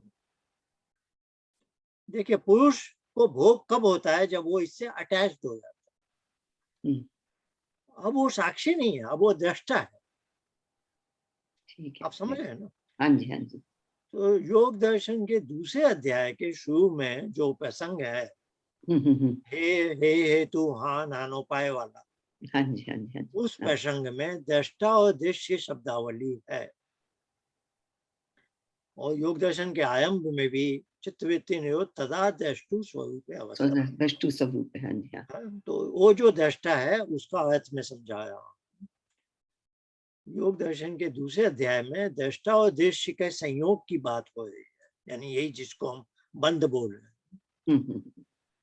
इसमें उन्होंने पुरुष नहीं कहा, इसको दृष्टा कहा है, क्योंकि प्रसंग है दुख से दूर होना। दुख तब होता है जब ज्ञान वृत्ति भोग वृत्ति बन जाती है। तो ज्ञान वृत्ति भोग वृत्ति कब बनती है, जब वह इससे अटैच्ड है, राग है, इसको राग द्वेष है ना। तो देखिए यदि वो खाली देख रहा होता तब वो साक्षी था, साक्षी है। यदि वो अटैच्ड होकर देख रहा है तो अब दृष्टा है। ठीक है, कहानी यहाँ पूरी नहीं होगी, क्योंकि दृष्टा ईश्वर के लिए भी आता है जी। दृष्टा ईश्वर के भी, द्वासोपर्णा से युजा सखाया मैंने, वह साक्षियों के रूप में दूसरा पक्षी देखा या दृष्टा देखा, या दयानंद का देखें तो तदा दृष्टु स्वरूप अवस्थानम में उन्होंने दृष्टा ईश्वर को बताया है, ईश्वर को बताया, ईश्वर दृष्टा है। तो अब आपके मन में प्रश्न आएगा, क्या ईश्वर यह सब अटैच्ड होकर देख? ईश्वर को दृष्टा कहने का अर्थ है वह हमें कर्म फल देने वाला है, तो उसे भी दृष्टा दे। वो यानी कर्म फल का निर्धारण कैसे करेगा यदि उसे नहीं मालूम मैंने कौन से सकाम कर्म कैसे कैसे किए?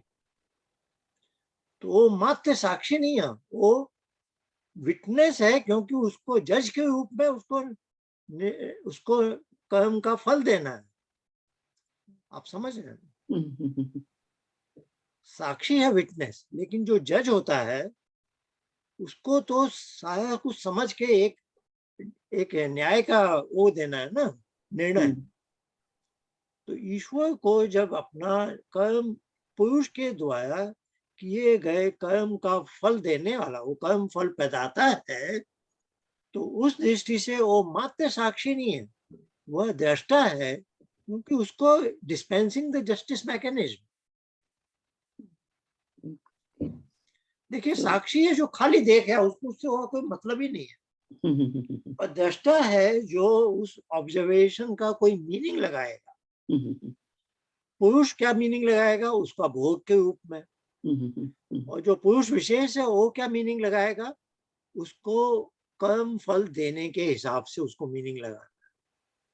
इसी तरह सिचुएशन के मुताबिक जैसे हमने ब्रह्म और ईश्वर और उसका अंतर किया है कि वही सेम परमात्मा, एक जगह ब्रह्म भी है, दूसरी जगह ईश्वर भी है, परमेश्वर भी है, तो इसी तरह वो जब दृष्टा है और साक्षी भी है, डिपेंडिंग ऑन द सिचुएशन। हाँ जी हाँ जी। यदि आपके निष्काम कर्म है वो साक्षी है, साक्षी, यदि आपके सकाम कर्म है तो उसे कर्मों का फल देना। फल देना है तो वो दृष्टा है। ठीक है। धन्यवाद आचार्य जी। हाँ, आइए हम 10 मिनट का जो है ये छोटा सा इतनी एक गहरी टर्म्स हैं आचार्य जी, ये कहीं कहीं एक इधर भी ऋग्वेद आदि भाष्य भूमिका में भी दृक् दर्शन, दूसरा क्लेश अस्मिता में दृक् दर्शन कहा है, तो वहां भी मैं अगली बार पूछूंगी। I don't want to take too much of your time. जी मिलेंगे। आइए 10 मिनट में ये बजा घंटी लगाता हूँ 10 मिनट का, थोड़ा हम उपासना ध्यान उपासना का अभ्यास करते हैं। स्लाइड नहीं लाया वो जल्दी में। आइए 3 बार प्राणायाम करेंगे। पहले आराम से अच्छी तरह बैठ जाइए।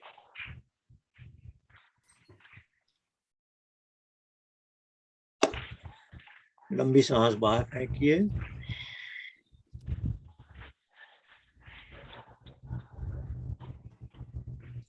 बाहर सांस रोके रखिए।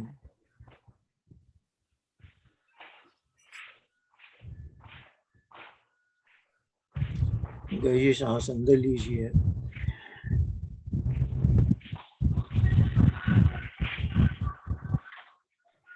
सांस अंदर रोके रखिए।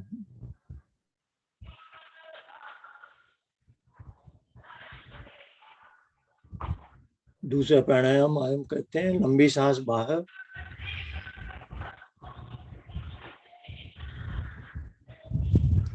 बाहर सांस रोके रखिए।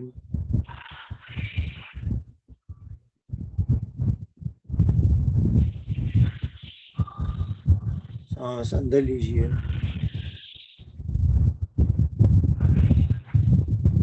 अंदर रोके रखिए।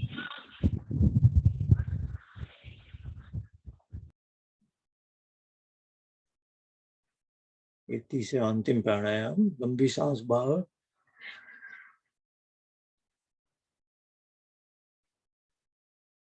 रोके रखिए।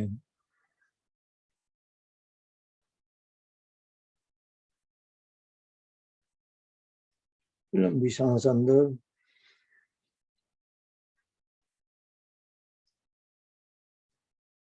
अंदर रोके रखिए।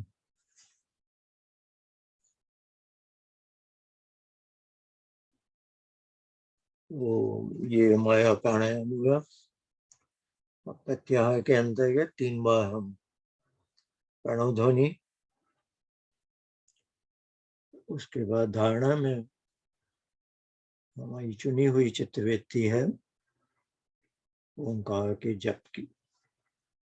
कोई और किसी और का ध्यान नहीं लाना, वही ओंकार ध्वनि में ही खो जाना।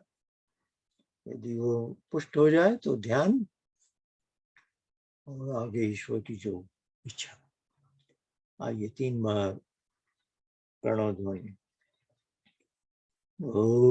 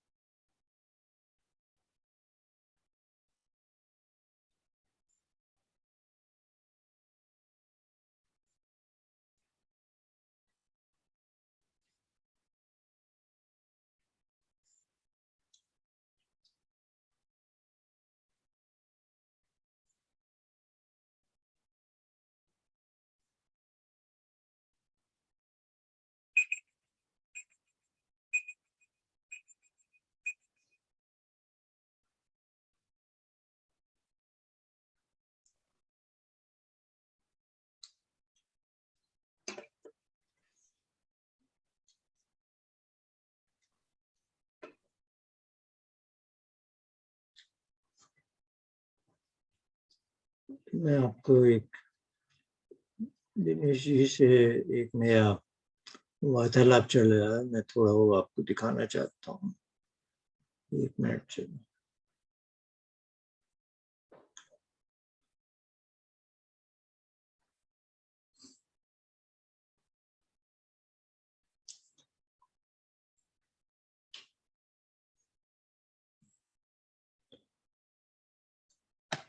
उन्होंने मुझे अभी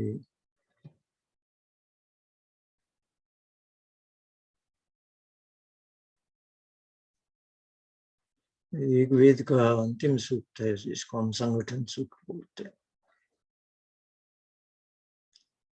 उसका ये मंत्र की महर्षि दयानंद की व्याख्या है।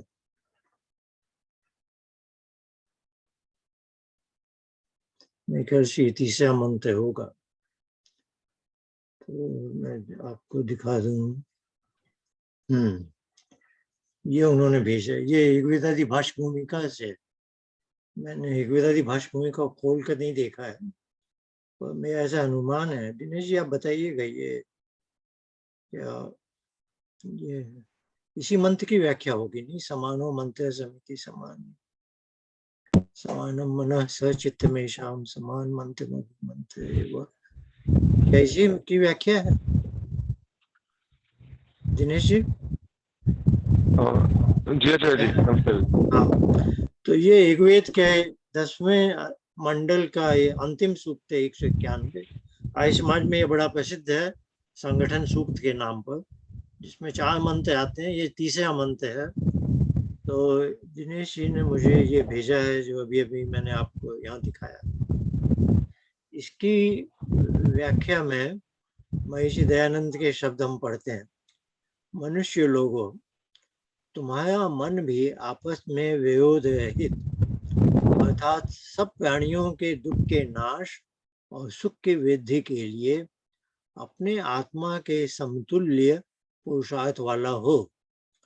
शुभ गुणों की प्राप्ति की इच्छा को संकल्प और दुष्ट गुणों के त्याग की इच्छा को विकल्प कहते हैं।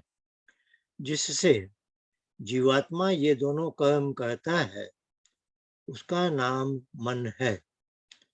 उससे सदा पुरुषार्थ करो, जिससे तुम्हारा धर्म सदा दृढ़ और अविरुद्ध हो। तथा चित्त उसको कहते हैं कि जिससे सब अर्थों का स्मरण, अर्थात पूर्व कर्मों का यथावत विचार हो, वह भी तुम्हारा एक सा हो। सह जो तुम्हारा मनोचित्त है। ये मनोचित्त के बारे में कहा है। यहाँ 2 शब्द आए हैं, संकल्प और विकल्प, जिसका अर्थ वो कह रहे हैं शुभ गुणों की प्राप्ति की इच्छा को संकल्प, दुष्ट गुणों के त्याग की इच्छा को विकल्प।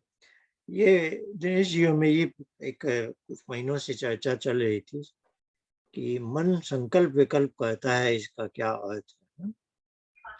इसका एक और एक मैं आपको दिखाता हूँ। हाँ, सत्यार्थ प्रकाश, ये 9वें समुल्लास है जो मैंने खोला था। सत्यार्थ प्रकाश के 9वें समुल्लास में, जिसमें मोक्ष वगैरह का वर्णन है, तो एक स्थल पर वो लिखते हैं, शतपथ का शतपथ ब्राह्मण है जो यजुर्वेद से जुड़ा हुआ है, उसका एक उल्लेख है 14:3-2 सत्य, जो भी है छांदोग्य उपनिषद में भी है ये। तो ये है शृण्वन् श्रोत्रम भवति, स्पर्शन् त्वक् भवति, पश्यन् चक्षु भवति, रसन् रसना भवति। यानी मोक्ष में क्या होगा, तो इसको पढ़ते हैं हम। मोक्ष में भौतिक शरीर व इंद्रियों के गोलक जीव के साथ नहीं रहते, किंतु अपने स्वाभाविक शुद्ध गुण रहते हैं।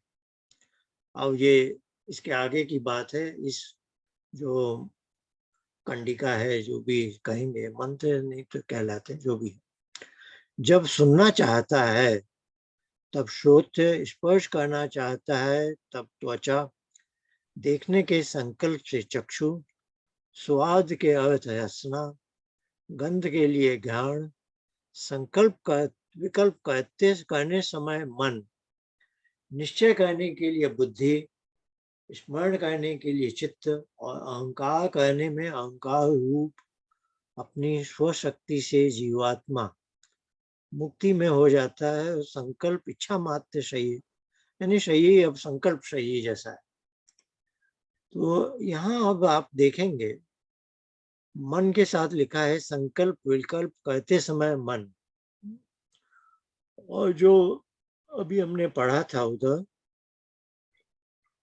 कि शुभ गुणों की प्राप्ति की इच्छा को संकल्प और दुष्गुणों के त्याग की इच्छा को विकल्प, उसका पैरेलल यहाँ मिलेगा आपको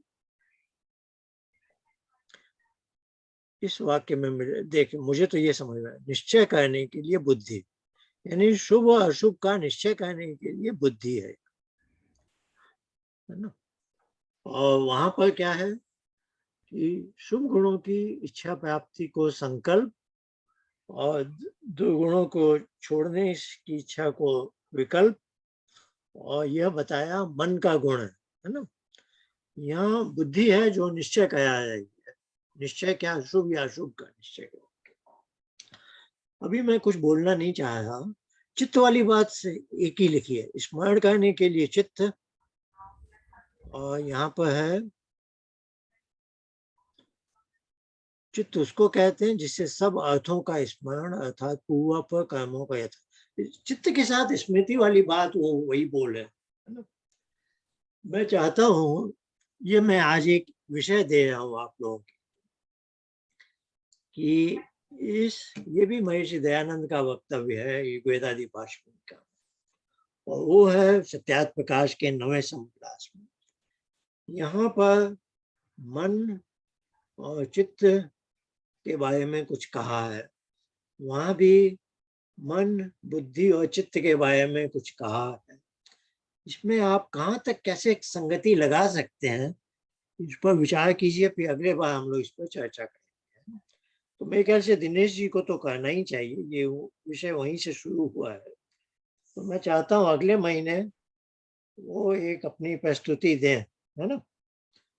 वो अपनी तरफ से देखें कि क्या ये जो गुत्थी सी दी गई है, इसमें कुछ और बात कही है, वहां कुछ और बात कही है, क्या ये वास्तव में अलग है या क्या है। मैंने स्क्रीन शेयर ठीक से किया नहीं है लगता है। नहीं, स्क्रीन पे नहीं है, मगर आप पढ़ रहे थे। हाँ, मैं भूल जाता हूँ, फिर से मुझे जाना पड़ेगा। मैं सब बातें कह गया कहानी, मगर पढ़ दिया आप तो। मैंने स्क्रीन शेयर नहीं, अब आपको स्क्रीन शेयर करके दिखा रहा हूँ। एक ही इंद्री तो एक अभी समय जो काम दिनेश करती जी है। ने मुझे भेजा है वह ऋग्वेदादि भाषा भूमिका से है। आप ही ने तो सिखाया आचार्य जी, या तो आंख काम स्क्रीन से करेगी। स्विच ओवर नहीं है, बड़ा अजीब सा है ये, स्क्रीन बदल, या मैं कोशिश करता हूँ कि तीनों को लाऊं, देखता हूँ, एक मिनट, ये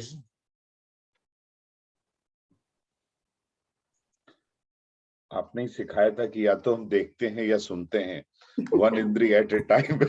तो इट हार्डली मैटर्स आचार्य जी। पर आचार्य जी, अगर यहाँ मुक्ति की बात हो रही है तो फिर ये, क्योंकि वहां तो ना क्रिया है ना भोग है, खाली आनंद का एहसास है या आनंद का भोग है। और तो फिर यहाँ विकल्प और संकल्प तो माना जा सकता है, विकल्प का क्या अर्थ बनता है? वहां तो आत्मा तो शुद्ध उस टाइम बिल्कुल प्योर खाली एंजॉय कर रही है, मजा कर रही है ईश्वर की गोद में।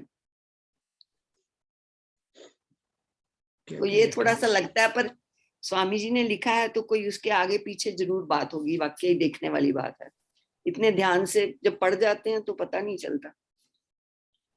ये मैंने थोड़े दिन पहले उनका जो धर्म विषय में ये मंत्र मैंने पढ़े हैं, पर मैंने ऐसा विश्लेषण नहीं दिमाग में सोचा।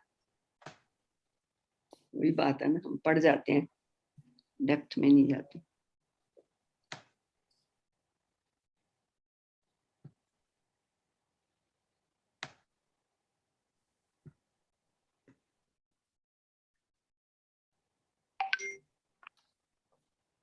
हाँ, आइए अब मैं कोशिश कर रहा हूँ।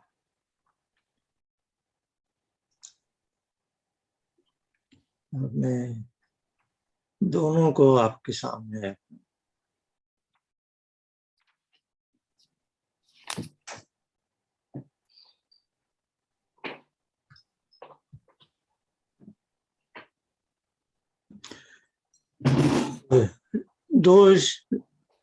दो स्क्रीन देख रहे होंगे।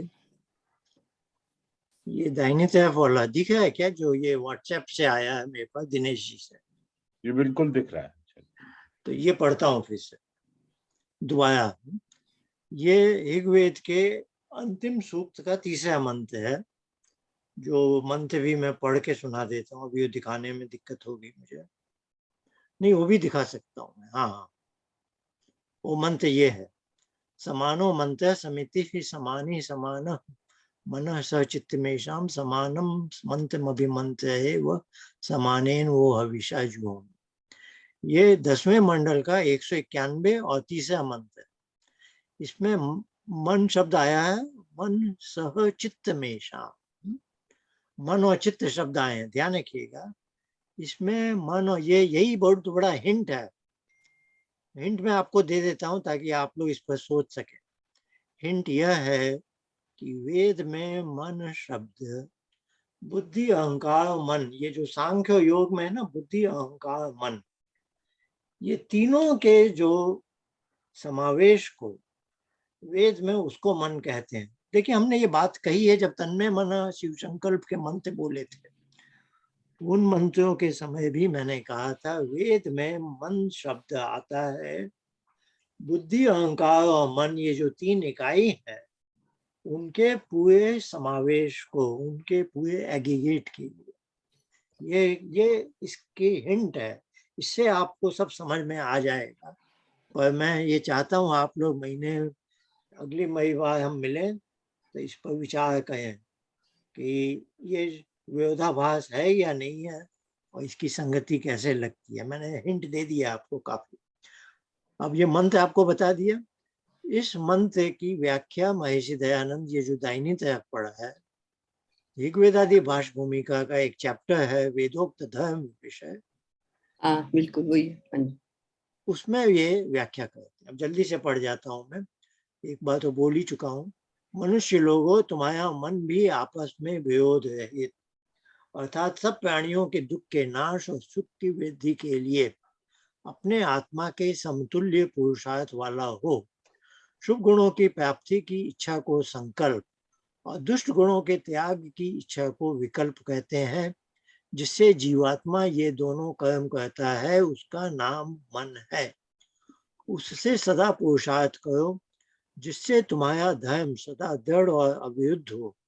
तथा चित्त उसको कहते हैं कि जिससे सब अर्थों का स्मरण, अर्थात पूर्व कर्मों का यथावत विचार हो, वह भी तुम्हारा एक सा हो। तो इसमें मन और चित्त के बारे में कुछ बताया। अब ये सत्यार्थ बाईं तरफ जो है, सत्यार्थ प्रकाश के 9वें समुल्लास में शतपथ का ब्राह्मण ग्रंथ है या छांदोग्य उपनिषद, उसका एक मंत्र, उपनिषद का है तो मंत्र बोल सकते हैं, वो भाई मैंने आपको पढ़ के सुनाया था। उसका हिंदी अनुवाद सुनते हैं, देखते हैं। जब सुनना चाहता है तब श्रोत्र, स्पर्श करना चाहता है तब त्वचा, देखने के संकल्प से चक्षु, स्वाद के अर्थ रसना, गंध के लिए घ्राण। ये तो इंद्रियों का वर्णन आ गया, ज्ञानेंद्रियों का। अब कह रहे हैं संकल्प विकल्प करते समय मन, है ना, यह मूल में है मनवानो मनोभवति। तो इसका महर्षि दयानंद हिंदी अनुवाद कहें संकल्प विकल्प करते समय मन।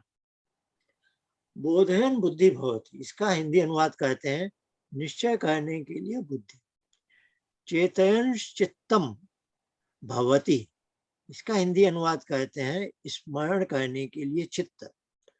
अहंकुर्वाणो अहंकारो भवति, इसका हिंदी अनुवाद कहते हैं अहंकार करने में, अहंकार रूप अपनी स्वशक्ति से। फिर कहते हैं जीवात्मा मुक्ति में हो जाता है, ऐसे ऐसे। अब ध्यान देने की बात है, देखिए यहाँ जो मन है और यहाँ जो मन है, इन दोनों के साथ संकल्प विकल्प यहाँ भी है और संकल्प विकल्प यहाँ भी है। क्योंकि मेरा जो दिनेश जी से बातचीत चल रही है, वह है संकल्प विकल्प। मन संकल्प विकल्प कहता है इसका क्या अर्थ होना चाहिए, है ना। तो यहाँ पर क्या अर्थ निकलेगा और यहाँ पर क्या अर्थ निकलता है, यहाँ संकल्प विकल्प का अर्थ महर्षि दयानंद खुद लिख भी है कि सुखों की प्राप्ति की इच्छा को संकल्प, दुष्ट गुणों के त्याग की इच्छा को विकल्प। अब मैंने अपने तरफ से जोड़ा कि यह जो मन का काम बताया है इन्होंने, वो यहाँ पर बाईं तरफ सत्यार्थ प्रकाश में वो बुद्धि के लिए बताया, निश्चय करने के लिए बुद्धि, यानी शुभ अशुभ की निश्चय कौन कर रहा है, बुद्धि कर। इसीलिए मैंने आपको हिंट भी दिया कि ये जो वेद मंत्र में जो मन है वह बुद्धि, अहंकार और मन तीनों का समावेश है। तभी बुद्धि के इस काम को मन के अंतर्गत बताया जा रहा है, और जिसको संकल्प विकल्प शब्द से, संकल्प से जिसकी अभिव्यक्ति की जा रही है। अब ज्यादा मैं नहीं बोलूंगा, अब आप लोगों को विचार करना है और इस पर हम विचार करेंगे अगली बार, नहीं तो क्या ना आज लंबा चल। तो आज का ये हम यहाँ समाप्त करते हैं। कोई प्रश्न है तो अभी ले लेते हैं, तो अगली बार दिनेश जी तो बताए हैं, और आप में से एक दो लोग जो भी हैं, जो भी जितने हैं, ये जो दो प्रकरण हमने देखे, एक सत्यार्थ प्रकाश में, एक वेदांती भाष्य भूमिका, जिसमें मन का और संकल्प विकल्प शब्द का व्यवहार हुआ है, उसमें क्या कोई विरोध है? क्योंकि एक ही लेखक के दो शब्द है, तो विरोध तो नहीं है। विरोध नहीं है तो संगति कैसे लगती है, ये सब आपको देखना है ना। इस पर बाद में चर्चा करेंगे। और कोई बात आज हो तो। हाँ जी, नमस्ते आचार्य जी। मेरा एक प्रश्न है कि सुसुप्ति में तो परमात्मा ले जाता है हमको, लेकिन ये स्वप्न क्यों आते हैं कभी कभी, इनका क्या कारण हो सकता है? स्वप्न ये है कि आप शरीर में से आपकी कोई, जिसको हम बोलते हैं कॉन्शियस एक्टिविटी, यानी आप विचार, देखिए आपका जो बुद्धि है, सांख्य की भाषा में कहें तो बुद्धि, खासतौर से अहंकार सुबह और के मन समय, है जी। सुबह उठने के समय ज्यादातर आते हैं। हाँ, वो देखिए, हम असल में बहुत आसान है इसको समझना। एक तो जागृत अवस्था है, जब हमारी चेतना सूक्ष्म शरीर और स्थूल शरीर दोनों पर बुद्धिपूर्वक हम काम ले सकते हैं, दोनों से, है ना। ये हो गई हमारी जागृत अवस्था। सुषुप्ति है कि हम अपने स्थूल शरीर और सूक्ष्म शरीर दोनों से काम नहीं ले सकते। यदि आप सुषुप्ति में है, आप खुद पहुंचे हैं या ले जाए गए हैं, जो भी है, अब आपको अपना ही भान नहीं है, तो स्थूल शरीर सूक्ष्म शरीर की तो बात ही क्या कहनी, उनसे काम लेने का तो सवाल ही नहीं उठता, है ना। तो जागृत में दोनों से काम ले सकते हैं, सुषुप्ति में दोनों से काम लेना संभव नहीं है। अब बीच में एक अवस्था आ जाती है, उसको स्वप्नावस्था का। उसमें यह है कि हम, स्थूल शरीर तो काम नहीं करता, लेकिन सूक्ष्म शरीर काम कर रहा। आप समझ गए? ये जो चुंबक वाली बात कही थी वही है। चेतना पुरुष से शुरू हुई, सूक्ष्म शरीर ने आगे स्थूल शरीर को नहीं पहुंचाई, है ना। और सूक्ष्म शरीर में वह चेतना जैसा व्यवहार चल रहा, तो क्या हो रहा है, तो ये पुरुष है, ये बुद्धि का पर्दा है, जैसे सिनेमा हॉल का पर्दा है, पीछे अहंकार है, और उसके बाद मन और इंद्रियां हैं। अब अहंकार में बहुत कुछ पड़ा हुआ है, वो यहाँ पर आता है, क्योंकि जैसे अभी महर्षि दयानंद ने कहा, चित्त स्मरण करता है। तो इस परिस्थिति में जब आप स्वप्न देख रहे हैं, बुद्धि विचार पूर्वक अध्यवसाय नहीं कर रही है, निश्चय, जिसको हम कहते हैं ना बुद्धि पूर्वक निश्चय करना, स्वप्न में वो काम नहीं होता है। लेकिन ये जो बुद्धि है अब चित्त के रूप में, अब चित्त बन गई है, क्योंकि वो विचार नहीं करे, अब चित्त बन गई है। चित्त क्या कहता है, अहंकार से बहुत कुछ ला के दिखाता रहता है ना। तो ध्यान में भी हम क्यों बोलना चाहते हैं चित्त वृत्ति निरोध, हम बुद्धि वृत्ति निरोध नहीं बोला पतंजलि, क्योंकि बुद्धि वृत्ति निरोध करना अपेक्षाकृत आसान है, विचार प्रक्रिया बंद कर दी हमने, पर फिर भी दृष्टा के रूप में हम बहुत कुछ देख रहे हैं ना यहाँ पर। अब यहाँ ये बुद्धि बुद्धि का काम नहीं कर रही है, चित्त के रूप में अहंकार से कुछ ला ला के हमें दिखाता है। ठीक है, तो चित्त का जो अभी हमने 2 जगह पढ़ा, चित्त स्मरण कराता है, वह इस आशय को स्पष्ट कर रहा है। ठीक है ना, ये बुद्धि ही चित्त बन गई है और क्या कर रही है, अहंकार से स्मृति और पुरानी चीजों को लाके हमें दिखा रही है, जिसको हम कहते हैं मैं स्वप्न देख रहा हूँ। ऐसी स्थिति में मेरे ख्याल से फिर सोने के बजाय उठ जाना चाहिए व्यक्ति। है जी, ऐसी स्थिति में स्वप्न में पड़े रहने से अच्छा तो उठ करके कुछ और संदेह उपासना कुछ भी करो, वो ज्यादा अच्छा है। नहीं वो भी नहीं है इतना ऐसा आसान, क्योंकि हमें आदर्श अच्छी नींद तो वही है सुषुप्ति वाली। सुषुप्ति की नींद में शरीर और मन, अब मैं मन शब्द बोल रहा हूँ, पूरे सूक्ष्म शरीर,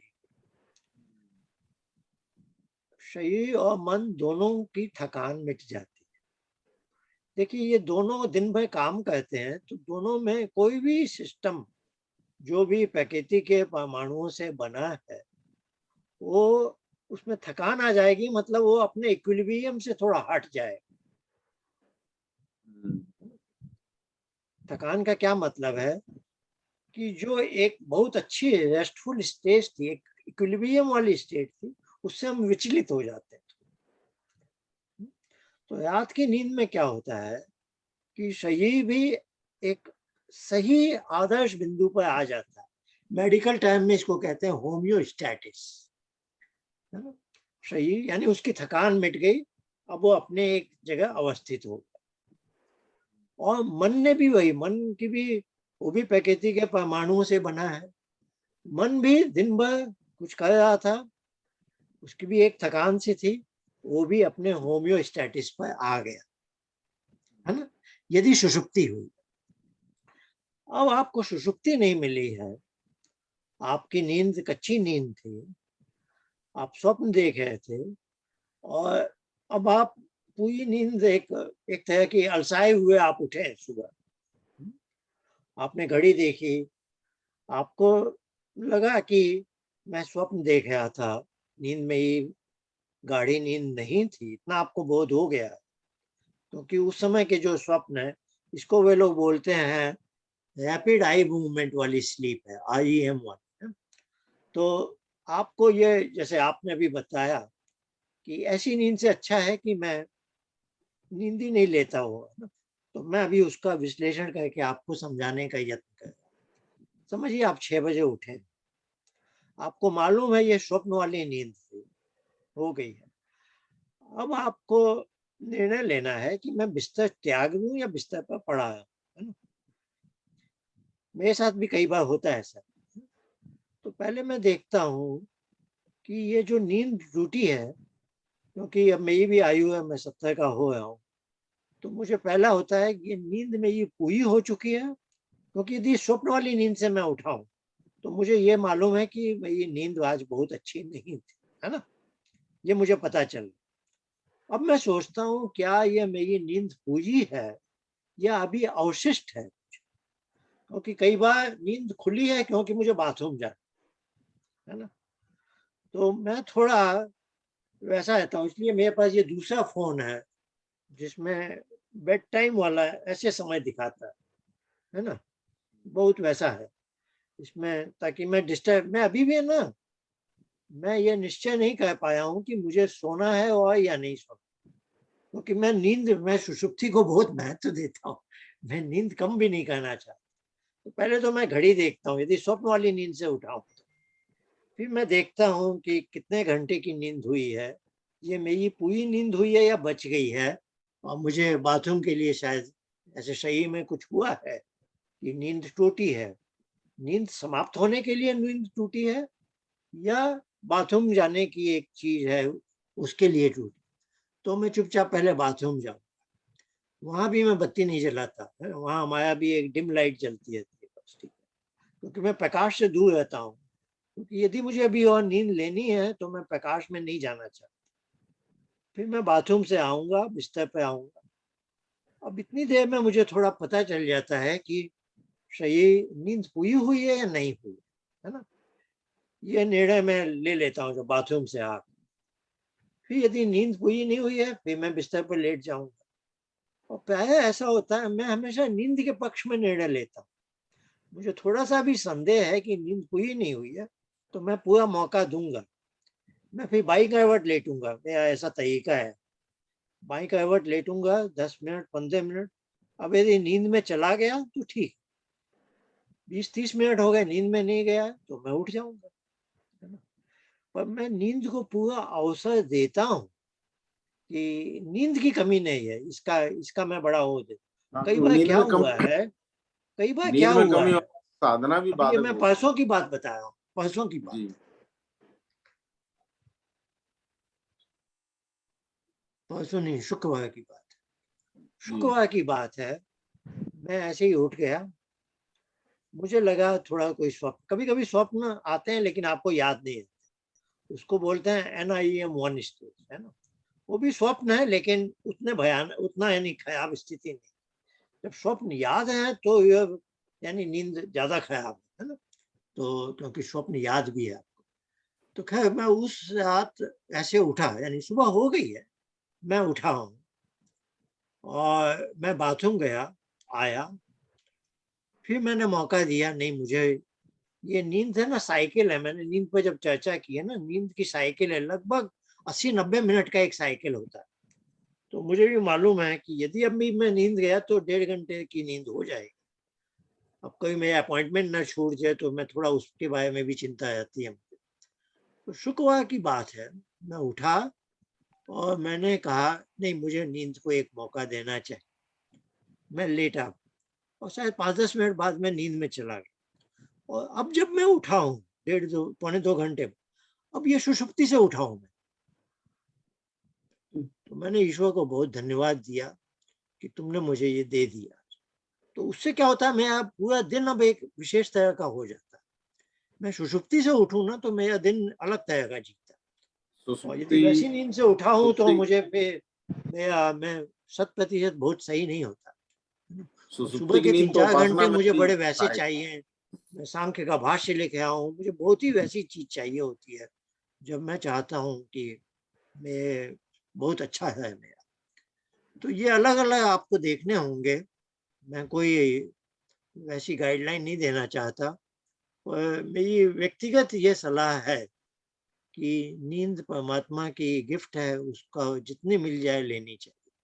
वो यदि आपको स्वप्न वाली भी नींद दे रहा है वो भी ठीक है, कम से कम स्थूल शरीर की थकान तो मिट रही है ना, और मन की भी थकान आंशिक रूप में मिट रही है ना। नींद हाँ से जी, आप खिलवाड़ मत कीजिए। यदि आपके सिस्टम को नींद चाहिए और आप उस समय कोई और विशेष बाधा नहीं हो तो नींद सिस्टम को दीजिए। नींद की कमी में उपासना में भी बाधक होती है, नींद तो बहुत जरूरी है। हाँ, वो फिर आप देखिए, मैंने बार बार कहा है, ये सूत्र इसीलिए मुझे बड़ा अच्छा लगता है, इसने मेरे जीवन में बहुत काम किया। इसका मैं बता नहीं सकता है, इस सूत्र के पीछे मैं बहुत लगाया वर्षों तक, है ना। तो सुषुप्ति और समाधि को समकक्ष रखना एक ऋषि का बड़ा ही, मैं तो बड़ा उसके, कौन सा वो व्यक्ति होगा जिसने यहाँ तक सोच लिया। सुषुप्ति और समाधि को समकक्ष रखना बहुत ही ऊंची खोज है। ये हमारे ऋषियों ने सुषुप्ति को इतना महत्व दिया है, उपनिषदों में भी स्वापीति, और यानी सुषुप्ति में जैसे उन्होंने ईश्वर देख लिया। ये तो अजीब सी भाषा है ये। मन सुषुप्ति से का और जो इंद्रियों से परिणाम है डिस्कनेक्ट वो हो। उन्होंने उसको ईश्वर की एक विशेष गिफ्ट माना है।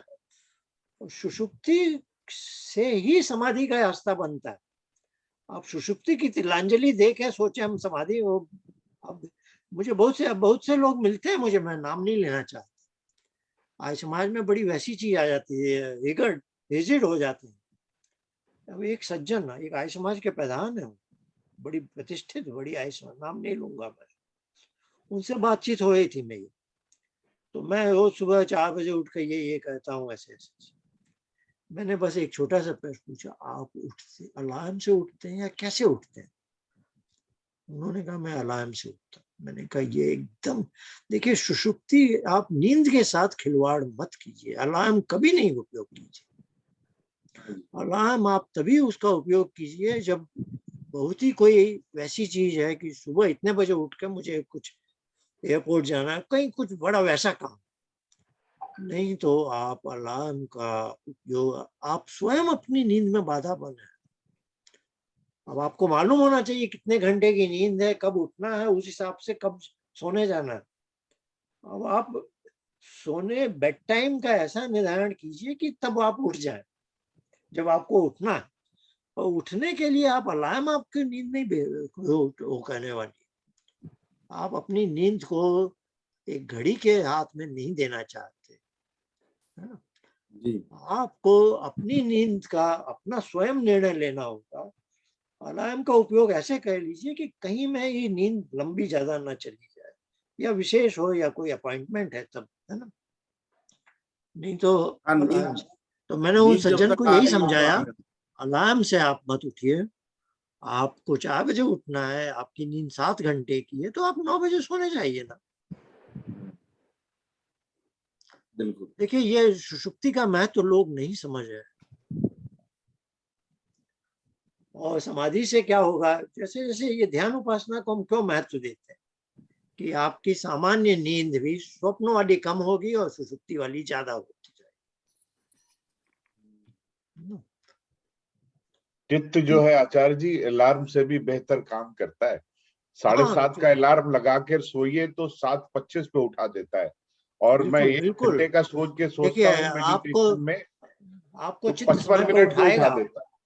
उठाता है। चित्त का काम ही है, वही आपका असिस्टेंट है ना। मेरा भी एक्सपीरियंस है आचार्य जी, हाँ। अलार्म की जरूरत नहीं पड़ती, जब जो अलार्म की सोच जरूरत के नहीं सो। पड़ती। बहुत हाँ सेफ होने के लिए आप हाँ, लगाओ 15 मिनट बेशक। 20 मिनट बाद कर लगाइए। लगता रोज है देखिए मगर आपको 5 पक्का हो मिनट पहले जाएगा, उठ मैंने ऐसा जाता है। देखा है। हाँ बिल्कुल। समझिए और मुझे इसी ऐसा तरह 7 बजे पक्का, समझिए मुझे 6 बजे पक्का उठना है, समझिए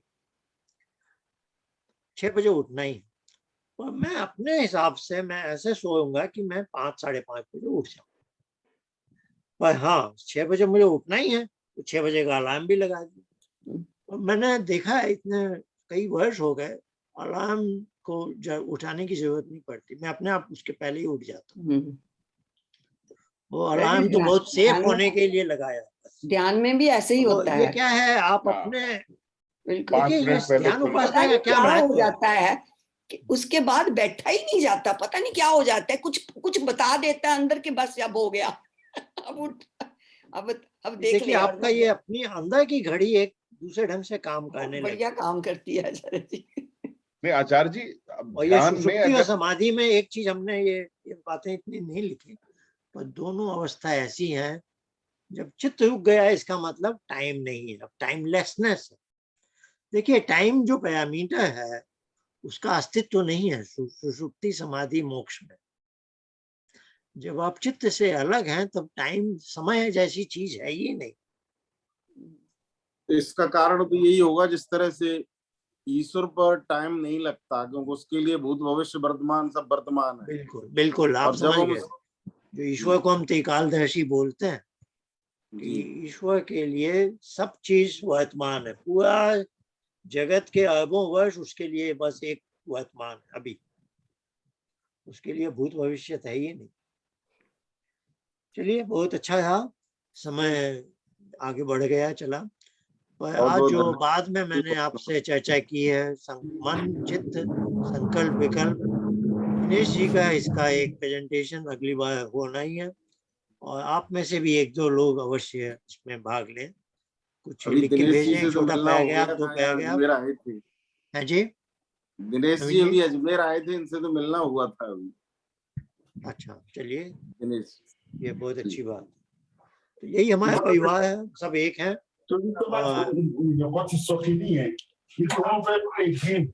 आचार्य जी बहुत बहुत थैंक यू आपका। सभी को सादर नमस्ते, बहुत धन्यवाद। मिलेंगे भैया जी। धन्यवाद। धन्यवाद आचार्य जी, धन्यवाद। सोमवार 4 जुलाई को। Yes.